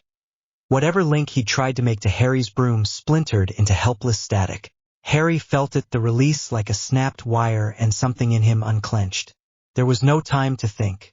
The small golden blur everyone had been praying about winked into existence right at the edge of his vision, flirting with the light like a living star. He didn't reach for the snitch with magic. He didn't reach with devil fruit power. The seastone bracelet around his wrist lay cold and heavy, muting that old hunger. He reached with the thing the sea couldn't touch. Observation hockey, a quiet, precise needle of awareness flared in his chest. He could hear the little ball's wings, could feel the air curve around it like a fish feeling a current. Every movement of the snitch was a thought he read before it happened. He kicked the air Jeppo 2 steps, 1 flick, and the nimbus answered like a trained blade. The crowd became a tunnel of sound. Snitch to the left. Hail stump. A breath. Reach. Fingers closed. The stadium erupted. Lee Jordan's voice tore through the noise. "He's got it. Harry Potter gets the snitch. Gryffindor wins." Nami hooped, throwing her arms around Pudding, who squealed and dropped a designer bag that burst open with silky scarves. Sanji fainted delicately into his seat. Luffy hooped so loudly, he set a nearby portrait of a sleepy sea captain wobbling. Hermione's binoculars slipped from her hands as she hugged Ron, tears bright in her eyes. Hagrid was shaking so hard with laughter and joy that his umbrella clattered to the floor. Even Snape stood there, cloak half singed, mouth a thin line, eyes burning with something very close to respect and something like smoldering private fury. Harry held the snitch up for a second, then let it nestle in his palm. He felt breathless, grinning into the wind. The sea stone thudded against his wrist like a small dull apology, but it hadn't stopped him. He'd done it his way. Up in the stands, Nami winked at him over her sunglasses and mouthed, very clearly, "Good investment." Harry laughed, the sound lost in the roar, and for one shining moment the whole world was only the pitch and the people he loved losing their minds in the best way possible. After the match, the Gryffindor celebrations raged well into the afternoon. Students swarmed Harry, slapping his back, cheering his name, and chanting "Seeker, Seeker," as if he had been born with wings. The Slytherin's furious protests that Harry hadn't really been on his broom, that he must have cheated, somehow fell on deaf ears. Madame Hooch had waved them off. McGonagall shut down their whining with one icy glare, and the points on the board spoke louder than any argument. Nami leaned back in her seat, sipping a butterbeer with the kind of smirk that promised mischief. "So," she said lightly, her eyes gleaming, "that Hermione girl is kind of cute." Harry nearly choked on his drink. His face went crimson. "She's just a friend," he blurted. "We're just friends. That's it." Pudding leaned over with a sly grin. "You know, I could just use my devil fruit and peek at your memories. Then we'd see the truth." "Leave the poor boy alone," she said in her commanding tone. Her violet eyes softened as she looked at Harry. "He is allowed to have friends without being interrogated like a prisoner." Nami chuckled, pretending to pout. "Fine, fine. But I'm watching her. If she hurts you, she won't." Harry cut in, burying his face in his scarf to hide how red he was. Luffy, meanwhile, had been laughing the whole time, his booming "Shishishi" carrying across the row. But then his laughter faltered. He paused, head tilting, his eyes narrowing. The air felt strange. Slowly he turned. Just a few rows back, half in the shadows, stood Professor Quirrell. The nervous man with the twitch and the turban was watching the crowd, lips pursed, eyes darting. Luffy leaned closer to Robin, lowering his voice to a whisper. "Who's that?" Robin followed his gaze. "Professor Quirrell. Defense against the dark arts." Luffy's tone dropped, serious, rare for him. "Watch him. Don't tell Harry yet. But I can feel something weird in his aura. Like there's someone else in there with him." Robin's eyes sharpened instantly. She nodded, quiet but firm. "Understood. I'll keep an eye on him." Luffy leaned back, forced a grin, and ruffled Harry's hair when the boy looked up. But his eyes never quite left Quirrell, and the laughter in his chest was quieter now. The Gryffindor team carried Harry all the way back to the castle on their shoulders. But eventually the crowd thinned and his family gathered too. "I wish I could stay," she murmured, brushing his messy hair from his forehead. "But I must return. The seas cannot rule themselves." Harry hugged her back, firm and warm. "It's okay, Mom. Winter break is coming soon. You'll see me again before you know it." Luffy grinned, slinging an arm over Harry's shoulder. "Cheer up. We're spending this holiday Christmas, right? In London. That's what Hagrid told me." Harry blinked, then smiled wide. "Really?" "Of course," Luffy said, his grin infectious. "I promised Hagrid next time he visits, I'll take him to Little Garden. Whole island full of dinosaurs." Hagrid coughed into his beard, half flustered. I still don't believe that's true. But if yes, say so. Anyway, London's got one of the biggest Christmas markets in the world. You'll love it, Harry." Harry turned back to his adoptive dad, smirking. "You just want to go for the food, of course," Luffy bellowed without shame. Harry laughed, heart swelling. For once, Hogwarts didn't feel lonely at all. He had something to look forward to: his family, Christmas, and a holiday market that promised both food and chaos. The castle felt quieter that night. Harry, Ron, and Hermione trudged up the staircase toward the Gryffindor Tower, the echoes of the roaring match and his family's departure still lingering in Harry's chest. Ron was still buzzing, talking a mile a minute about Harry's catch, while Hermione was already lecturing him about the danger of stealing the quaffle as a seeker. They turned a corner, then froze. The stairwell had shifted again, carrying them down a hallway none of them recognized. At the end stood a heavy oak door, padlocked and bolted, the air around it humming with enchantments. Hermione frowned. "That's the third-floor corridor. The one Dumbledore warned us not to enter." Ron muttered, "So of course we're about to enter it." The lock clicked, the door creaked open, and 3 pairs of jaws snapped in the darkness. Fluffy, the monstrous 3-headed dog, loomed before them. Each head snarled, eyes glowing, drool sizzling as it hit the stone. The ground trembled with the beast's growl. Ron shrieked, "Bloody hell," and stumbled back. Hermione grabbed Harry's sleeve, panic flashing in her eyes. Closed the door, but Fluffy lunged first. Harry's wand was already in his hand, shadows curling at his feet. He slammed the tip forward, green eyes blazing. Dark vortex. The spell merged with his devil fruit power, shadows erupting like liquid tar. They shot across the floor, slamming into Fluffy's paws, wrapping around his legs like chains. The 3 heads snapped and roared, struggling to break free, but the darkness only thickened. Shadows exploding into a wall that shoved Fluffy's massive snout back against the stones. Hermione's breath caught. "Harry, go!" Harry barked. "Run!" The 3 of them bolted for the stairs, Harry releasing the shadows at the last second. Fluffy's roar shook the corridor, the echo following them long after they slammed the portrait hole shut behind them. Ron collapsed onto a chair, gasping. "What the bloody hell was that thing?" Hermione pressed a hand to her chest, still shaking. "It was guarding something. I saw the trapdoor. That wasn't just a monster, it was a guard dog." Harry, still panting, his hands twitching with dark smoke, muttered under his breath, "And I'm pretty sure I know what it's guarding." 40 days later, Harry and Robin slipped away through the veil, leaving Hogwarts behind for the winter break. The cold Scottish air gave way to the salty breeze of Pirate Island, the sun glittering over the waves. It already felt like home, but first there had been a stop in London. Harry had dragged Robin through the bustling Christmas market, his arms loaded with bags, determined to bring back gifts for everyone. Now, under the twinkling lights strung across the palace hall, he handed them out one by one. Sanji tore the paper off his package and blinked. "Cookbook?" He flipped the cover open and gasped. "Gordon Ramsay? Mon Dieu. The man's a genius." His eyes gleamed as he clutched it like treasure. Nami's gift earned a raised brow. She slid the ribbon off and unfolded the paper to reveal a glossy subscription to Victoria's Secret magazine. Her jaw dropped, then she cackled, pulling Harry into a crushing hug. "You cheeky brat. Best nephew ever." Harry smirked. "Hedwig will deliver each new issue with my letters to Mum and Dad." Zorro got a new set of whetstones from a London smith, sharp enough to slice through steel.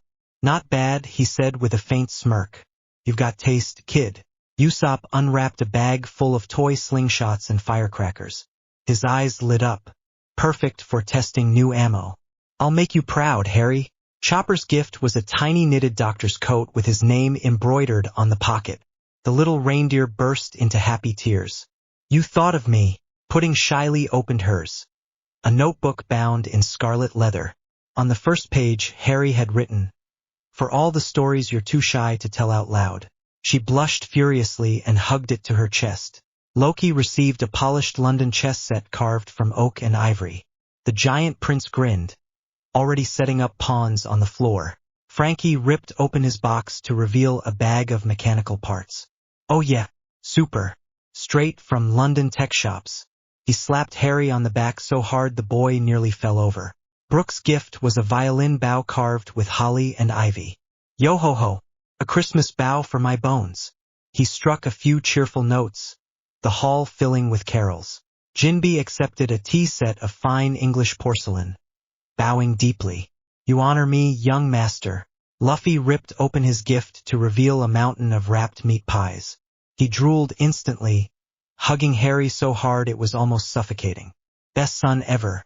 Yamato opened her box to find a heavy fur cloak lined with scarlet trim. She slipped it over her shoulders and grinned, eyes sparkling. "Now I match the legends in Odin's journal." Her violet eyes shimmered. She knelt, pulling him into her arms, voice breaking with emotion. "My son, this is the greatest treasure you could give me." The hall filled with laughter, music, and warmth. For once, the shadows at Harry's heels felt quiet. He had fought trolls, faced monsters, and uncovered secrets, but here, surrounded by family. He was just a boy at Christmas. And for Harry Potter, the Dark Prince of the Seas, that was the greatest gift of all. The feast was in full swing. Platters of roast goose, spiced cakes, and frothing mugs of butterbeer covered the long tables of Pirate Island's hall. The crew was still laughing over their gifts when the heavy doors creaked open. A grunt shuffled in, saluting awkwardly. This just arrived for young Harry, he said, setting a small parcel wrapped in plain brown paper on the table. Without another word, he turned and marched back to his post. Harry frowned but tugged the string loose. Inside was soft, silvery fabric that shimmered like moonlight caught in water. He draped it over his shoulders and gasps filled the hall. His body vanished. Only his head floated above the table. "Wah!" Harry yelped, nearly tripping as he pulled it off. Robin's eyes widened, then softened with recognition. "I've read about this. It's an invisibility cloak. Very rare, and very dangerous in the wrong hands." The hall went silent for a moment. Then a wail rose from the floor. Sanji was on his knees, groveling at Harry's feet, tears streaming like waterfalls. "Please, young master, let me borrow it. I'll cook your favorite dish for you every single day of my life. I'll guard it with my soul." Harry blinked, utterly baffled. "Why?" Sanji leapt to his feet, clutching the table dramatically as if giving a speech to the heavens.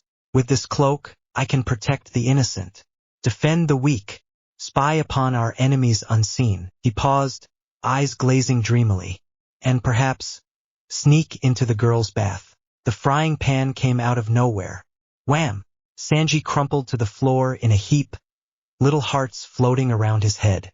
Pudding stood over him, smoking pan in hand, cheeks puffed in righteous fury. "Pervert." Harry folded the cloak carefully, still smiling. Whoever had sent it, he knew one thing. His adventures at Hogwarts had just become a lot more interesting. The feast rolled on, laughter echoing through Pirate Island's great hall. Harry tucked the cloak safely away, his heart warm. For the first time since he'd stepped into Hogwarts, he felt anchored by two worlds, two families, and a destiny that was only just beginning. He had survived trolls, tamed shadows, won his first Quidditch match, and faced down a three-headed beast. But the holidays promised something far stranger. Peace, joy, and maybe just a little more chaos, because being a dark prince meant adventure never rested. Next time, Christmas in London, until Luffy's nose twitches, dragging them into a Sing Red's curry-eating competition that turns half the city upside down. The return to Hogwarts.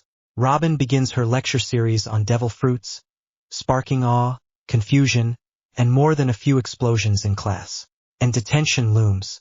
When Draco snitches, Harry, Ron, and Hermione find themselves under Filch's watchful, miserable eye. The Dark Prince's first term is far from over.